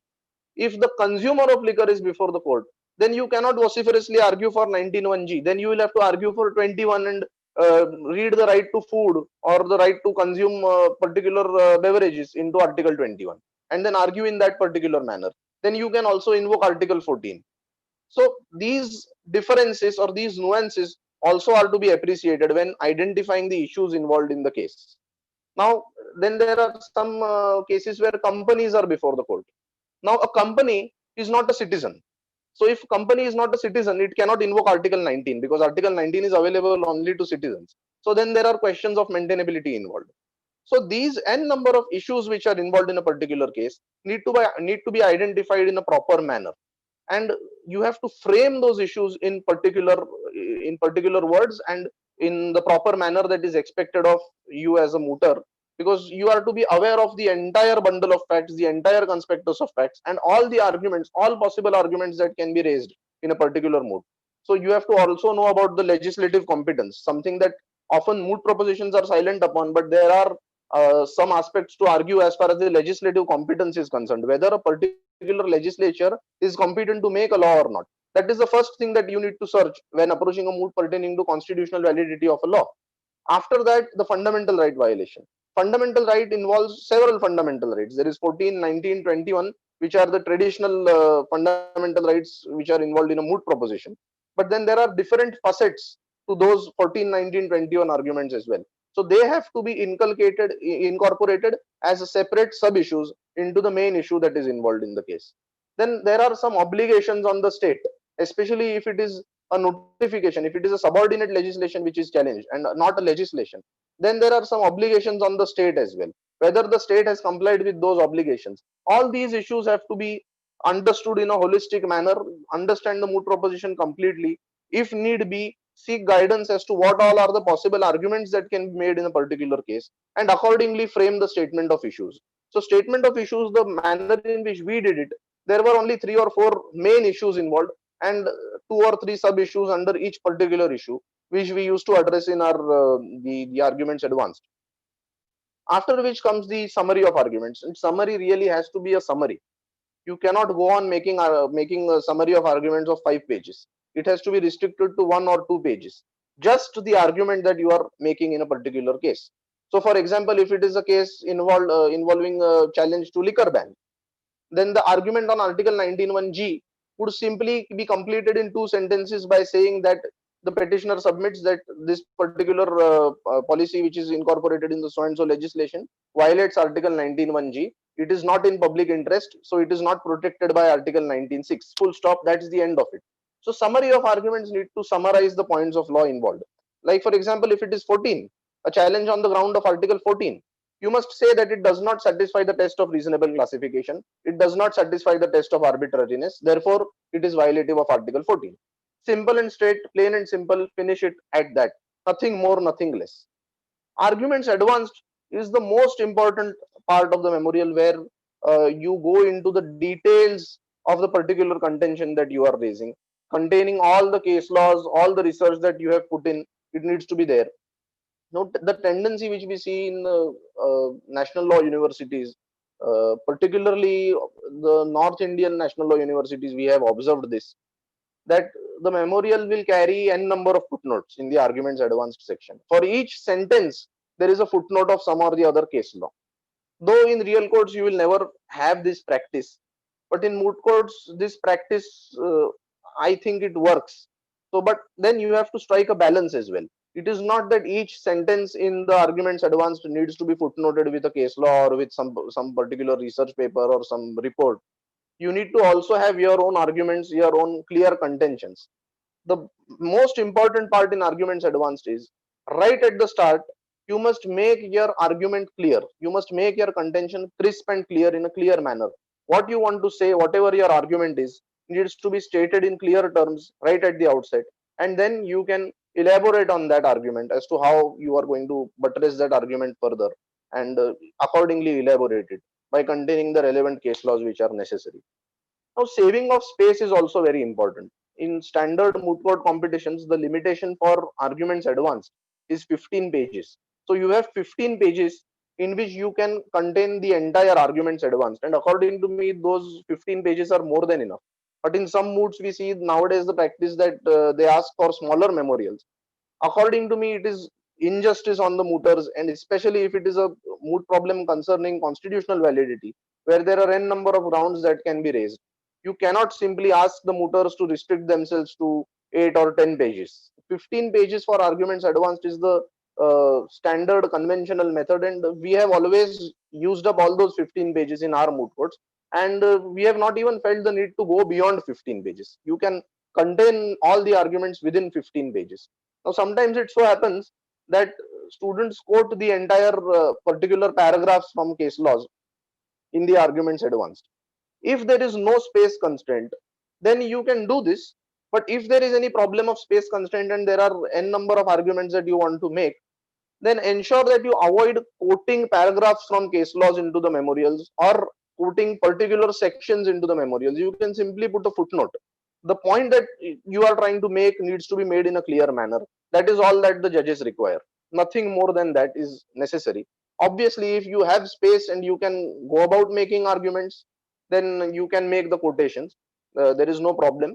There is no strict rule as such which you need to follow, but you need to be pragmatic in your approach while you are drafting the arguments at once, particularly pertaining to the space involved, the space constraints that are involved.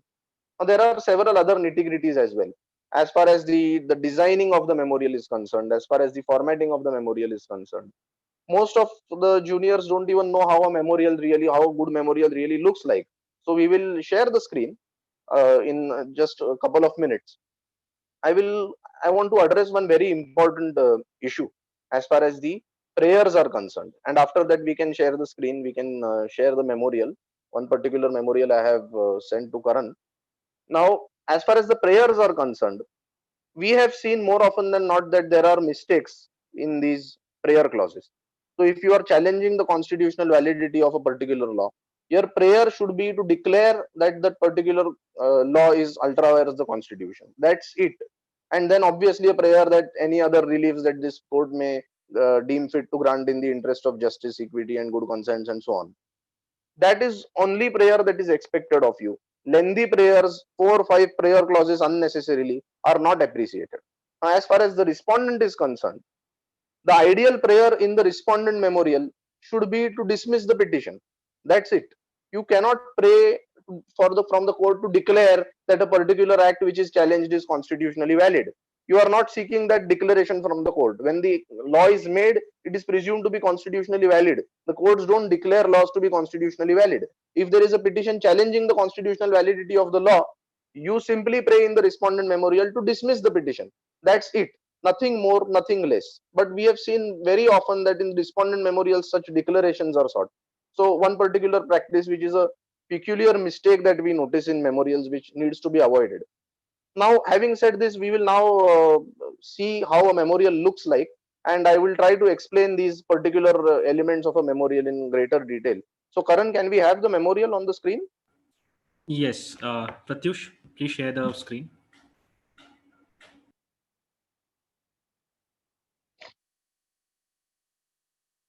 Yeah, Sudhanva, let us know to which specific page number or which particular part you would want to go. I will tell you to change the page number. We will go from page 1 to the last page. Okay, fine. So this is how a cover page typically looks like.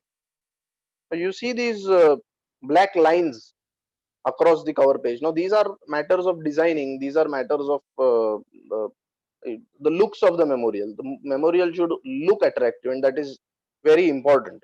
Now you see right at the top right corner, there is space for the team code, then the name of the moot court competition, then the code before which you are arguing, and then those proceedings. Now in this particular case, there were 2 proceedings. One was an appeal against the order of the Armed Forces Tribunal, and one was a public interest litigation. So this case was pertaining to the Rafale deal, and it had something more to it as well. So we have incorporated both the proceedings into the title. So it is clear that one is a public interest litigation and another one is an appeal. Then in the matter of, this is like a title which we have in a petition which we file before the real court. The short title of the petition contains the names of the petitioners and the respondents, the parties involved in the case. Now this is not a long title. There are other parties as well. There are sometimes 2 or 3 petitioners, 2 or 3 respondents. You need not mention all that in the cover page. So it is simply Commodore retired Shri Rodriguez, petitioner versus Union of India, Inaloa, and others. So, and then there is also the jurisdiction under which you are approaching the court. On this particular cover page, we have not mentioned the jurisdiction under which the court has been approached. It is not necessary, but if you have put in the jurisdiction, it is not a bad idea either. Okay, so can we move to the next page?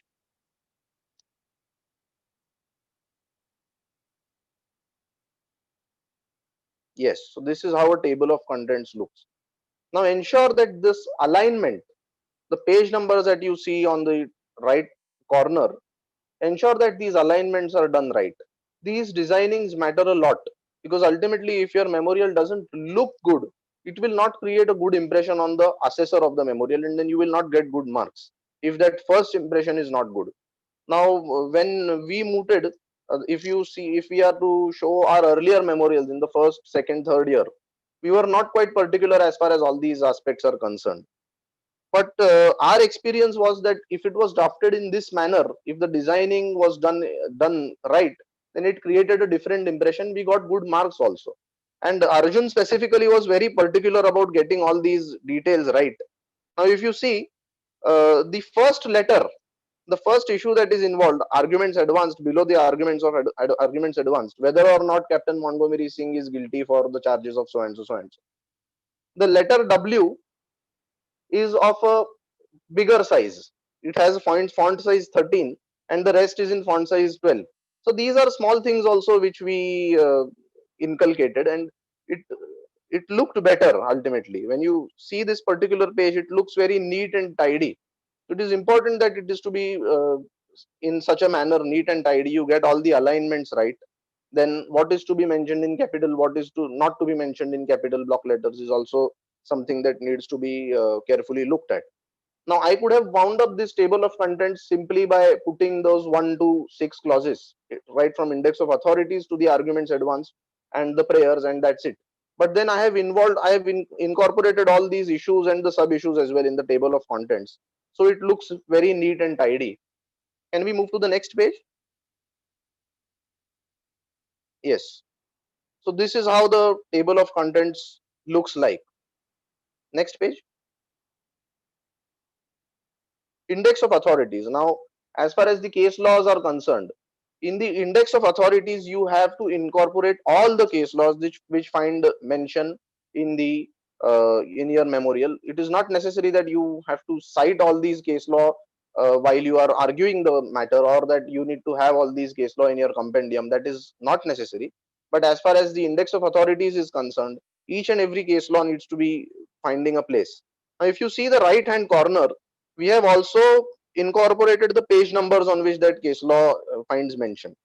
So that is also something which we learned by observing good memorials, that they also contain the page number on which that particular case law has been referred to. Can we move to the next page? Yes.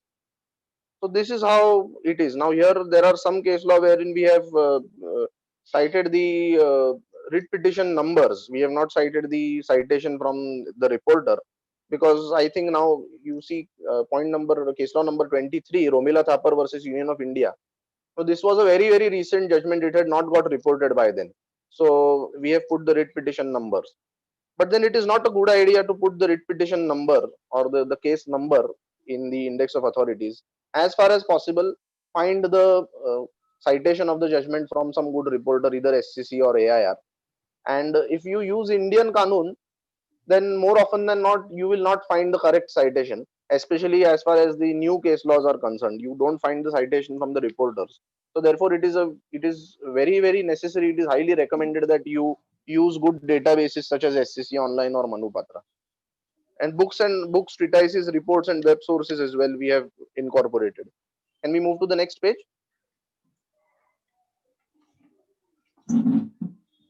Yes.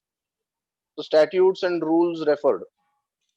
It is always a good idea to incorporate everything that is even remotely related to your case in the statutes and rules referred. You may not use those particular statutes in the oral rounds, but it is a good idea to incorporate all this. Now you see, Atomic Energy Act 1962 has been referred to on point number 5 of the statutes and rules. Now we did not really refer to this Atomic Energy Act, but some reference somewhere, or even if it was useful to us while preparing, though not finding a mention in the memorial, we used to incorporate it in the statutes and rules referred.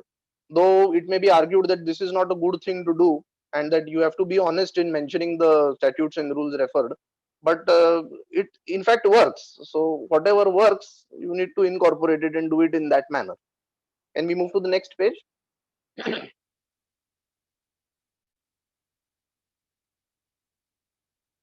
Yes, so statement of jurisdiction. Now, in this particular moot, there were two proceedings, like I said.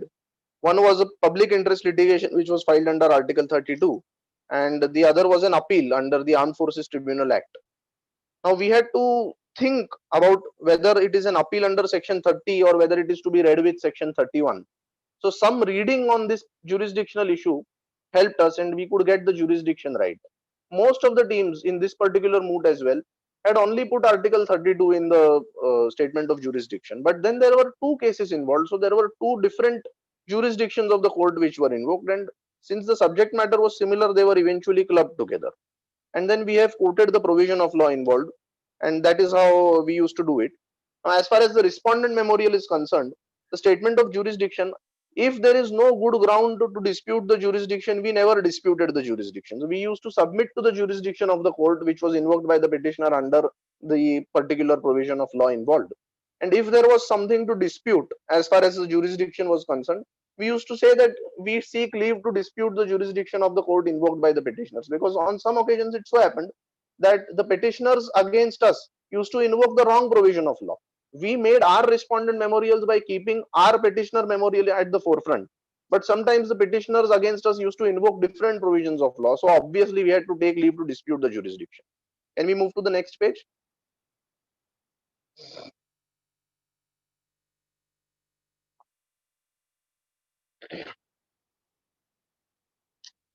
Karan, can we have the next page? Yes, thank you. Okay, next page. Okay, so We are statement on of the next facts. page. Yeah. Now, yes, now we are on the statement of facts. Karan, am I audible? Yes, Sudhanva. Yes, you're audible. Okay. So now the cause of action. Now there are differences of opinion amongst mooters as to whether this should be the particular format in which the statement of facts need to be drafted. But we used to draft it in this particular manner. So those bundle of facts which are really relevant for the particular case, we used to involve those relevant facts into this cause of action part or the relevant facts part. And then can we have the next page? Yes, parties to the dispute. We clearly mentioned who are the parties to the dispute, how they are before the court, and the action taken by the parties. So action taken by the parties involved all that which has what they have filed before this court and what has happened in the lower courts below, and whatever proceedings that have been initiated. All that used to be incorporated in this action taken by parties part. So drafting the statement of facts simply in a point by point manner without having these headers is not really a good idea. Eventually you just end up reproducing the statement of facts by condensing it. So the manner in which we have done it over here, I think this is we have seen success by using this particular format. Can we go to the next page? Yes, issues raised. Now also please look at the designing. Now in this particular part of issues raised, we have not put in the sub issues. These were the 4 issues which were given by the organizers. So we simply had it as it is over here. In the arguments advanced, we used the sub issues as different headers. And also please take note of this particular formatting in this particular style. Now all this, I was not well versed with using Microsoft Word. So the researchers or more often than not, Arjun himself used to do all these designing part. He was very particular about all this, and that is how we used to. And this, once you do it, once you have a word file of all these designs ready, you don't need to do it again and again. For the next mood, you can use the same word file and just change the words and draft it. So this designing, once you do it, it is going to be there forever with you. Can we move to the next page? Yes, the summary of arguments. Now you see this particular, the first issue, whether or not Captain Montgomery Singh is guilty for the charges of desertion, cowardice, neglect, and willfully causing loss of a combat vessel to the Inaluan Navy. Now this is the issue involved as far as all the crimes that were alleged against him, crimes that he had committed. You see the language that we have used. It is submitted, firstly, that the charges against the accused have not been proven beyond reasonable doubt. Secondly, that mens rea is an essential ingredient of all the aforesaid offences. It can be excluded if and only if it is explicitly excluded by the statute. The prosecution has failed to prove the mens rea of the accused. Furthermore, the accused has taken the decision to evacuate in considering the best interests of the crew, which is an obligation cast upon him by the Navy regulations. Also, that he has the discretion to take decisions in such circumstances, and a microscopic analysis of such decisions is not called for. Hence, the conviction under all the aforesaid charges deserve to be set aside. So, in a crisp and clear manner, in the minimum possible words, I have addressed all the allegations that have been made against him, and dealt with it. As far as the particular arguments are concerned, whether offense of desertion is made out, whether offense of cowardice is made out, whether the offense of neglect is made out, all that has been dealt with elaborately in the arguments advanced part. Now see the second issue as well, whether or not the procedure followed by the GCM, the General Court Martial, in conducting and convicting the commanding officer was in violation of the prescribed procedure.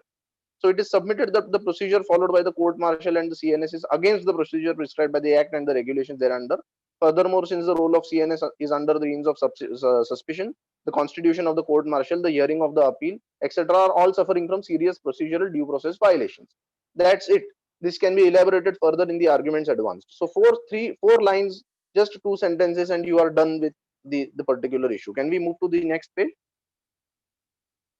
Yes, I think we can go further. Okay, so this is how the arguments advance proceed. The first issue you see right at the top is the main issue which is involved, which the organizers have given us.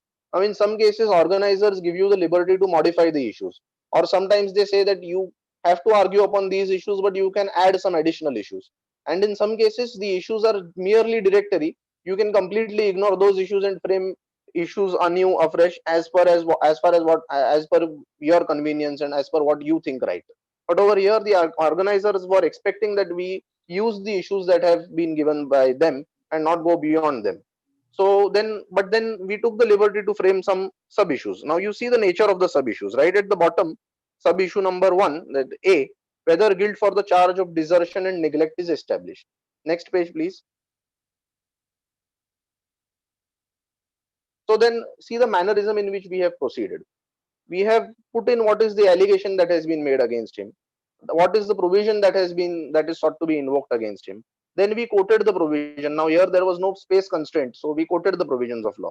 These 2 particular provisions have been quoted, and then we have submitted that in the factual matrix whatever is clear, and then the argument that is involved, and then the subsequent arguments that are to be made have been made. Can we move to the next page?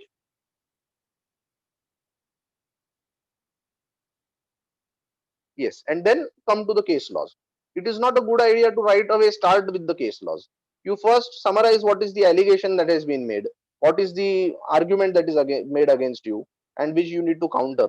Counter the argument on the basis of the law involved, because it is always a good idea to counter on the basis of the law first, and after that move to the case laws that are involved in the case. And then subsequently you see that we have cited all the case laws that are involved in the case and reached the particular conclusions. Each case law is relevant. Each case law has a particular objective for which it is cited.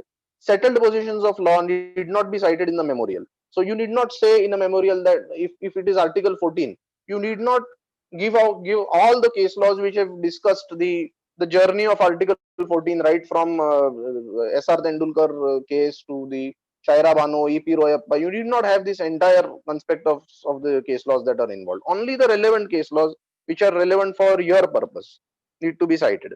So each case law, if you see, if you are to read all this, if you are to read the case law, each case law is making out a different point which is involved and which is very much relevant for our purpose. Can we proceed to the next page?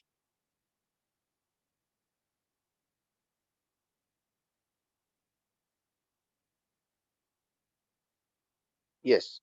Now the sub-issue B, whether the guilt for the charge of cowardice is established. The substantive issue contained all the charges that are made against him, and it just asks the question as to whether guilt for all those charges are made out. But we have dealt with each charge separately in a separate manner, and if you see the mannerism over here as well, we have first made the submission that it is submitted that the accused has been convicted under section so and so. It is pertinent to note that the term cowardice has not been defined under the act, and interestingly the term has been used in the act only once. And then we quote the provision of law. After quoting the provision of law, we lay down what are the essential ingredients of the offense. Then we go into the penalty that has been imposed, and in this manner we proceed with the arguments. Can we move to the next page? Yes, similarly the sub issue number C as well, whether the guilt for charge of willfully causing loss of combat vessel. So this is again another charge that has been invoked against him, another provision of law involved. So in a similar manner, we quote the provision, we answer the issue involved satisfactorily. Let us move to the next page, please.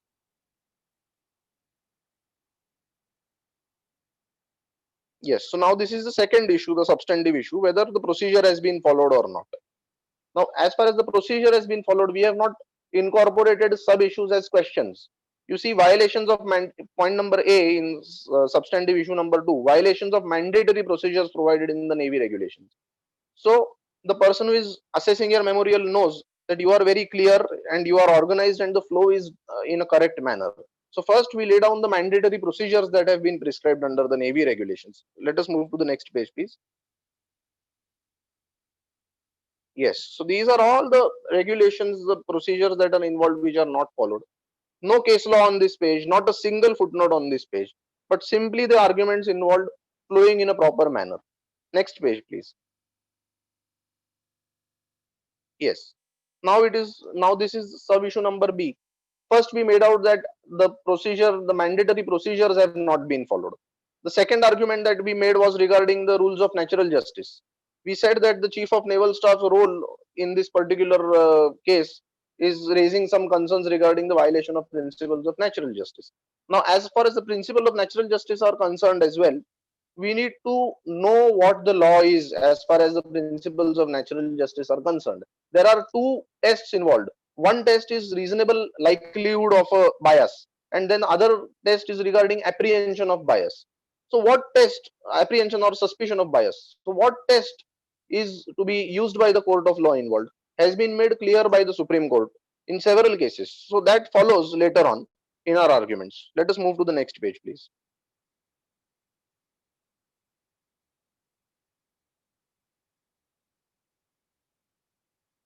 Yes. Now the third issue is whether or not the punishment awarded to Captain Montgomery is legally justified or not. Now, as far as the punishment aspect is concerned, now considering that he is liable for conviction, we have to also argue upon the sentence aspect. So, as far as the sentence is concerned, we have argued that how the sentence is not adequate, how the death sentence is to be given in the rarest of rare case, and then proceeded with the arguments in particular manner. Can we move to the next page, please? Yes, next page, please. Okay, now this fourth issue is completely different. This issue is regarding the public interest litigation. The first three issues were regarding the criminal allegations of offenses committed under the Navy Act, which was involving that particular captain of the submarine. And this issue is regarding ordering of an inquiry into the confidential documents and records pertaining to a particular defense deal. Now, this was concerning the Rafale deal.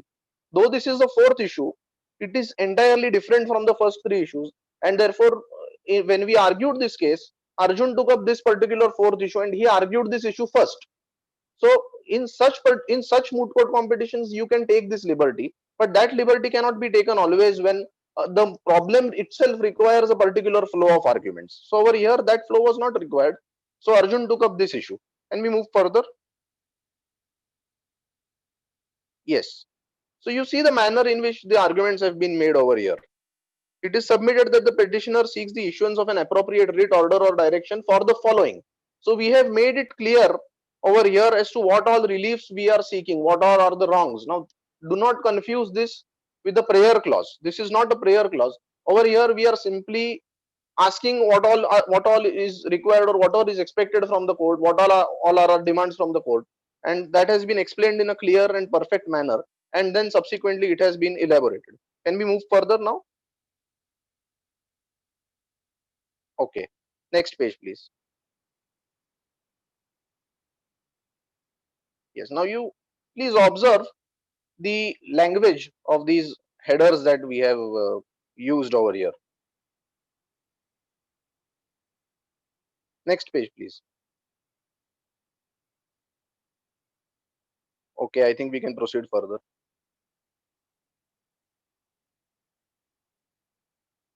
Okay, so the last part, impugned case qualifies to be investigated by the NIA. That is what we ultimately want the court to do. So the arguments have proceeded in a particular manner, and then we have reached the conclusion of the arguments as far as the actual demand that we are making is concerned. Please move to the next page. Yes, next page, please. Next page. I think we can move to the prayers. Yes. So this is how the prayers are made. Now, since there are two cases involved, the first prayer clause is pertaining to the prayers in the PIL petition. We are asking the court to direct NIA investigation into the procurement deal, the defense procurement deal, and any other reliefs that the court may grant. And what is interesting to note is the second prayer, the appellant's prayers. The first prayer of the appellant is to set aside the orders of the Armed Forces Tribunal. But the second prayer, and which is very important, which no one made, now it is obviously without prejudice to the first prayer, and in which we have demanded the court to order a de novo trial. So if the court is not convinced regarding the conviction of the appellant, then this option is also available. You can ask the court to conduct a de novo trial. So this prayer, which is in the nature of an arguendo, obviously without prejudice to the first prayer, is something which brings in the uniqueness, and which you often do in real courts, not in moot courts. But I think something like this brings the uniqueness or the difference that you can show in your preparation. Now you see this memorial is 34-paged memorial. Out of 34 pages, only 15 pages are dedicated to the arguments advanced. Other things are occupying the other pages. But 15 pages again you see are sufficient. We have utilized all the 15 pages completely and managed to complete our arguments. Now I am not sharing the respondent memorial, but there are some things pertaining to the respondent memorial, some practices that we followed as far as the respondent memorial is concerned. We almost always, all our moots were constitutional moots, which had some part of constitutional law involved. And we challenged the laws involved on several grounds, on n number of grounds. And almost always we traveled beyond the set of issues that were provided by the organizers of the competition. And we brought in several unique arguments. So what we did was, in our respondent memorial, we did not answer all those new arguments that we had made in the petitioner's memorial, because since there was a particular set of issues which were given by the organizers and on which we were expected to make the memorial, it is not necessary to answer all the issues that you have raised in the petitioner's memorial and teach your opponents. So when I am a respondent in my memorial, if I am countering several arguments which I have made in my petitioner's memorial, and which necessarily not necessary that the petitioner who is against us may have made, if I am incorporating all those arguments in my respondent memorial, I am actually ending up teaching the petitioner several unique arguments, and then he is going to use those arguments in my respondent memorial against me and try to argue. So that was one strategy which we used while preparing the respondent memorial. But then at the same time, a balance has to be struck. It is not that the respondent memorial should look weaker as compared to the petitioner memorial. So you have to answer some unique arguments in your respondent memorial also, because our experience is that we never really won a best memorial award. We won a second best memorial, I think, twice, but we never ended up winning the best memorial award. Probably it may be because our respondent memorials did not contain the answers to the arguments that we made in our petitioner memorial, those arguments which were unique and which were not contained in the issues which were given by the organizers. But nevertheless, what we achieved ultimately was that we did not train the petitioners who were against us. We did not give the petitioners unique arguments, which they never found anything unique from our respondent memorial. And we ended up winning most of our moots. So it worked for us. It may or may not work for you. But I think it is a good idea to keep the respondent memorial little weaker than the petitioner memorial and not incorporating all the arguments, not answering all the arguments that you have made in your petitioner's memorial. So this is how a memorial looks. I think we can stop the screen sharing. Yes. So this is how a good memorial appears. There has to be focus on the design. There has to be focus on the manner in which you write the facts, the issues that are involved, whether or not each moot has different expectations. Each organizer has different expectations as far as the issues of the case are involved. So you need to be cautious about that while framing the issues, while framing the arguments as well that you make. Now there were 2-3 questions which I read yesterday. One question was regarding the peculiar mistakes that you make. One peculiar mistake was regarding the prayers, which I pointed out right at the outset. Second mistake is regarding jurisdiction, a very common mistake that I have seen as far as the jurisdiction clause is concerned. Several teams make mistakes, and that mistake needs to be avoided. And as far as the starting of the research goes, that was also a common question which several people asked. What is the manner in which we start the preparation for the moot? And starting the preparation, I think first things first, grab the moot proposition by its neck, move to the core of the moot proposition, try to identify the core of the issues involved, Try to identify only those bundle of facts which are necessary for your moot proposition. Don't entangle yourself in the irrelevant facts. And especially if you are doing a moot pertaining to constitutional validity, more often than not, the facts of the case are not really very relevant. You are to argue exclusively on the point of law involved. And obviously, if there is something more to the moot proposition other than the constitutional validity, then there are some other things which you need to focus upon and really give a serious look at. So therefore, approaching the research, first grab the moot proposition by its neck and go to its core. That is how we start off. And I think if you don't get the first two stages right, it is very difficult to get the oral arguments right. So therefore, there has to be real hard work, 100% efforts to be put in as far as the first two stages are concerned. And if you have prepared a really very good memorial, and if you have done your research in a very holistic manner, then I think when you go for moots, you get some relaxed time, and then you don't get hyper with the preparation of the oral rounds. And it has worked with us always for all moots. The experience which myself and Arjun have had is that we used to sleep at 10 or 11 in the night. Obviously, we used to wake up early in the morning.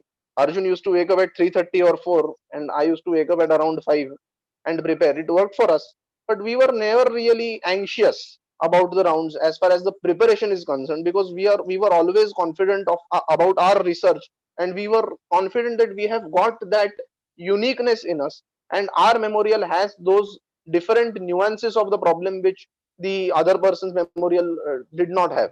And therefore we ended up winning many knockout rounds always, and succeeding well in moots. So this is how we have approached mooting, and this is how we have approached drafting of the memorial and research.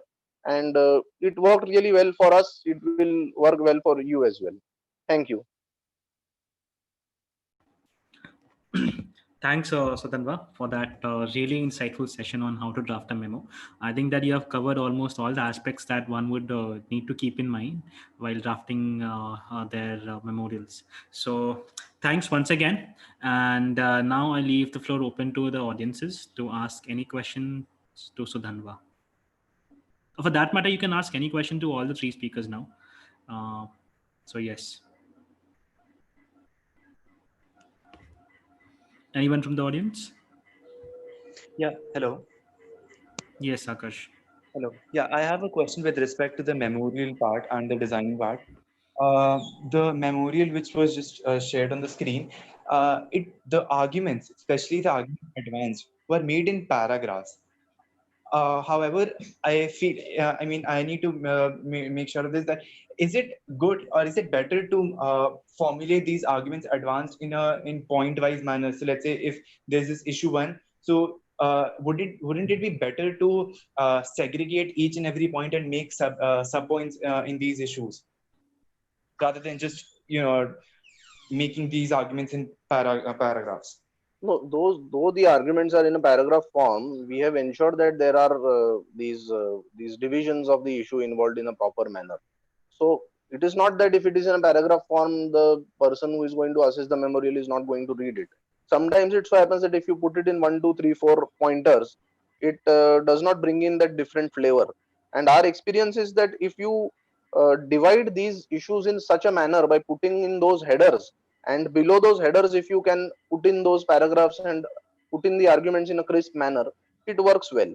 If it suits you, if it suits the moot propositions requirements, you can have more paragraphs, rather more headers than what we have had in this particular moot proposition. In this moot proposition, the headers were very clear. Like for example, as far as the offense is concerned, the first issue contained 5 offenses. So the headers contained each particular offense, and we addressed whether that offense is made out or not in a paragraph form. Some other moot problem may have some other requirements, and you may have to approach the memorial drafting in a different manner as far as the designing is concerned. So there is no strict rule as far as the designing is concerned. We have also adopted different methods of designing. The design that you see in this particular memorial may not be the design that we have followed in some other memorial. But as far as this particular mannerism goes, this particular manner of putting in the headers in an attractive wording and clearly laying down the arguments in a paragraph form, I think it works well. It suits well. Thank you. These headers act like speed breakers. When you ply your car, you go safe and smooth. So always better to have these speed breakers.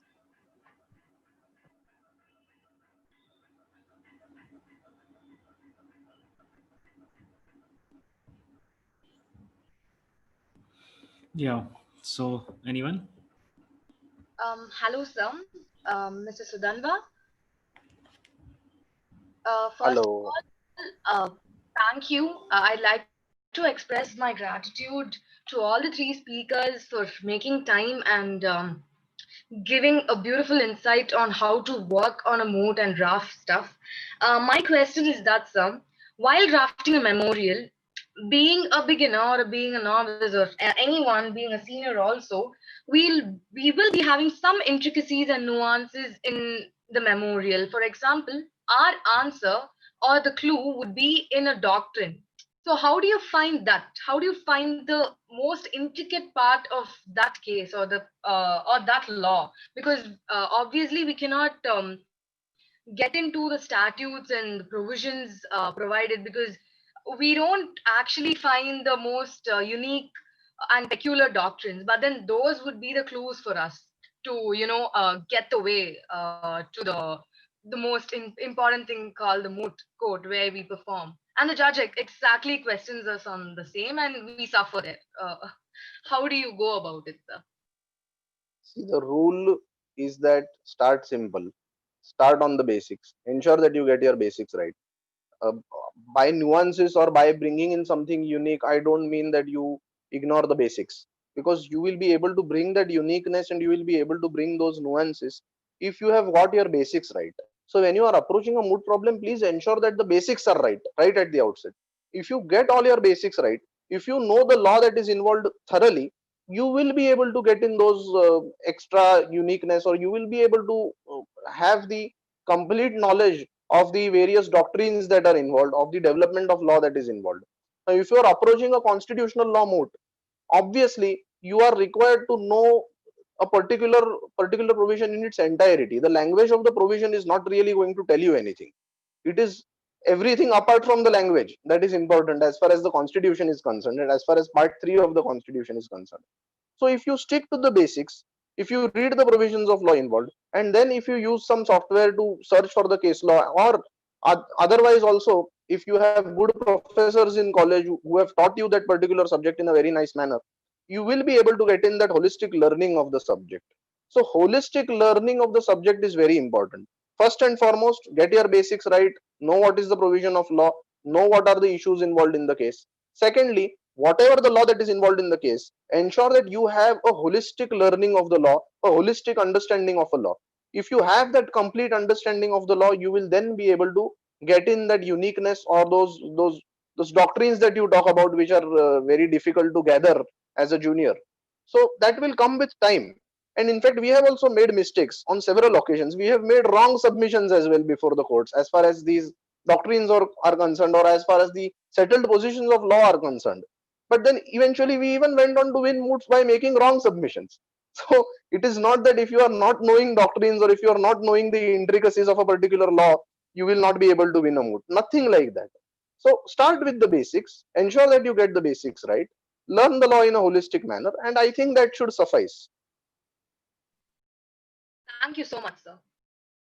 If I could just add to that, I always believe that if you get a good commentary on whichever law your moot is on, for example, if it's on Constitution, I always have DD Basu. I borrow it from the college library, the big commentary.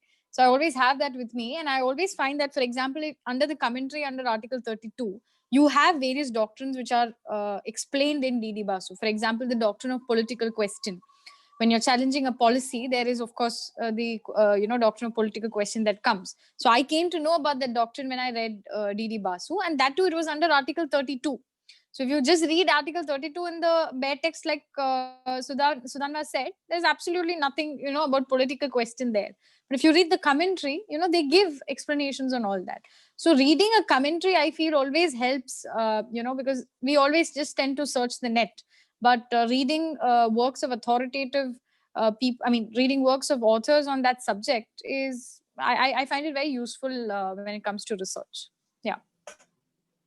It's always a good idea to go into a good library and read books on the particular subject of law.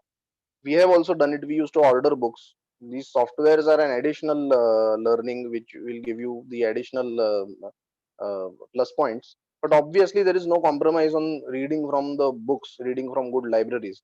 But then, unfortunately, if you are from a new institution, or if you are from a relatively smaller law institution, you may not have a library which is equipped with all the commentaries or all the books that are involved in a particular area of law. Now, we were fortunate, in fact, though our college is a new college, whenever we approached our principal for some access to some books which we did not have in the library, she in fact even ordered those books for the library, and those books were brought, and then we could use those books for our moot. So we were first users of so many books. So if we wanted a particular moot, we used to go to the principal and ask her that this is a particular book that is required and it is not there in our library, so that it would be an added advantage for the library. It needs to be there in the library. So she used to order those books as well. Now, to the juniors from our college who are watching us today, I don't know if they will be able to take that liberty now, because the situation has changed. Obviously, due to the limitations, you cannot even go into the college library. But even after that, I don't know whether such liberties would be enjoyed by our juniors anymore, because now the institution has become a bigger institution. But nevertheless, these limitations are there. But if you have a good library, if you have access to a good library, it is always an added advantage. And there are, in small institutions as well, if the management of the institution is helpful to you, then you can always approach them, and then books can be brought as well and purchased, and then you can use those books as well. So there is no compromise on reading from good commentaries and books.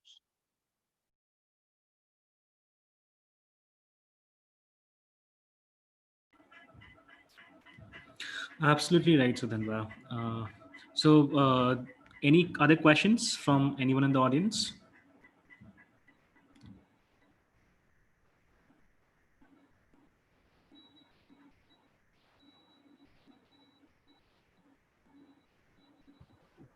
Karan, they must be waiting for having the lunch. They are hungry. Yeah. So I was going to say the same thing. So we'll just wrap this session. So the last piece of Guru Gyan that we can have from all the three panelists, the extra, the last bit of advice that you guys can give to the audiences. Please do it within 5 minutes.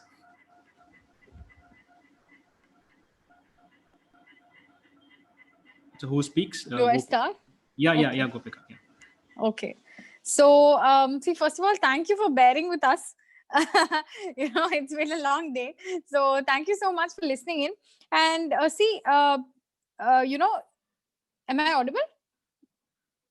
Yes. Yes. All right. Okay.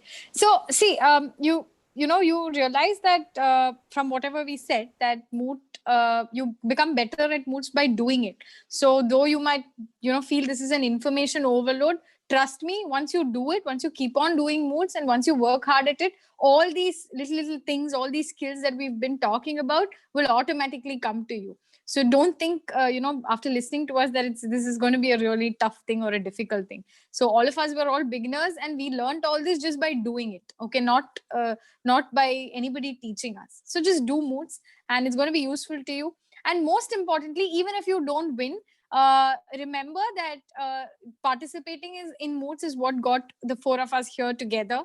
And it'll get you great friendships, it'll teach you so much, and it'll help you in your future journey as an advocate. So win or loss absolutely doesn't matter. Enjoy the process. Thank you so much, and thank you once again, ROTRAC, Karan, for this wonderful opportunity, and I had a great time. Thank you so much. Thank you, Gopika. So next, Arjun.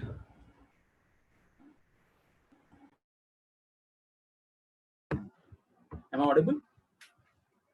Yes. Once again, a great thank you for this heartwarming experience to all of you, and also to the co-speakers of mine, because these experiences, of course, with the final year of our law, we had forgotten these experiences, or even if we wished to be reminded of, we couldn't. This was the platform where we could burst out or pour out everything that we had in our hearts and mind.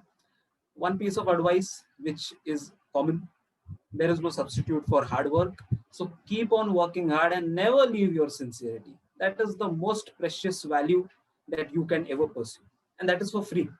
You don't have to spend anything for sincerity, for being sincere. Secondly,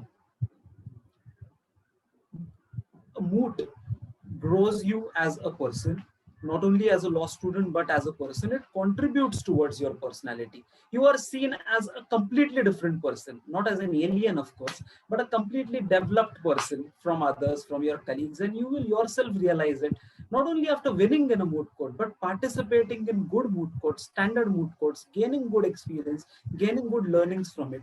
And you make so many good contacts. Today, we have made good contacts with Gopika, good contacts with Karan. It is only because of moots we have seen each other. In fact, we have defeated Karan twice, once in the quarterfinals at Belgaum and once in the semifinals at Chandigarh. Then too, we are so good friends. We did not become enemies after that. So this is what you gain from moots, not only learning, but a lot of friends and memories that you tomorrow might share on such platforms. Of course, with the help of Rotract and Karan. Thank you so much. Thank you. Thank you so much, Arjun. And it was really a pleasure to have you as well. And yeah, regarding our encounters in the moot court competitions, as I have always said, that you guys have a different aura while you played. And I mean, you're the best combination, the way Arjun starts and the way Sudhanva ends. So I ensured that even in this particular session, we had this, that Arjun starts the session and Sudhanva ends the session. So moving next, we go to Sudhanva. Sudhanva, over to you. And sometimes it is not a good idea to write concurring judgments. So I am signing on whatever has been stated by Arjun and Gopika. Only thing that I would like to add on is that I would like to thank you for giving us this platform. And we have gone into nostalgia. We have gone back into those days of mooting. We have been able to cherish those memories again in these last 2 days. So thank you so much for giving us this nice platform, and thank you Rotract Club of Noida Youth for giving us this great opportunity. And it was really a wonderful experience today and yesterday. Thank you. Thank you, everyone. And see, I'll just add on to whatever the other speakers have said already. So, see, apart from the skills and apart from the knowledge that you gain in mooting, you also gain friends. So, I happen to meet Arjun, Sudhanva, and Gopika in moot court competitions. And see, today, we are. I can say that we are good friends. Okay, and despite being defeated, I've always taken this as a learning experience that I need to learn from these guys, and that is what I'm still doing. I have made a lot of notes, though I don't really need to make notes as of now, because I'm not going to do any moots, but per se I know that these notes are going to help me when any junior of mine seeks my advice on any particular topic. I know that these notes are going to be quite handy then. So great learning experience, and I have learned a lot again today. So thank you once again, Arjun, Sudhanva, and Gopika for joining us. It was a great experience. Thank you. Thank you. Thank you so much. Thank you. Thank you. Bye So bye. much. Thanks to everyone who's tuned in. Bye. Yeah, and we shall soon be circulating a feedback form as well. So that feedback form would also be having the links to both these particular sessions that we had today. So please do fill in the feedback forms, and also watch the videos with your friends and share it with your share it with the persons whom you think that it might be useful for them, because this was a really good exercise that we have had yesterday and today. So feel free to share. Thanks everyone for joining. Thank you. And we look forward to have you for the next sessions. Thank you. If there are any marks in the feedback form, please mark as well. Yes, please. Bye. Thank you. Bye. Bye.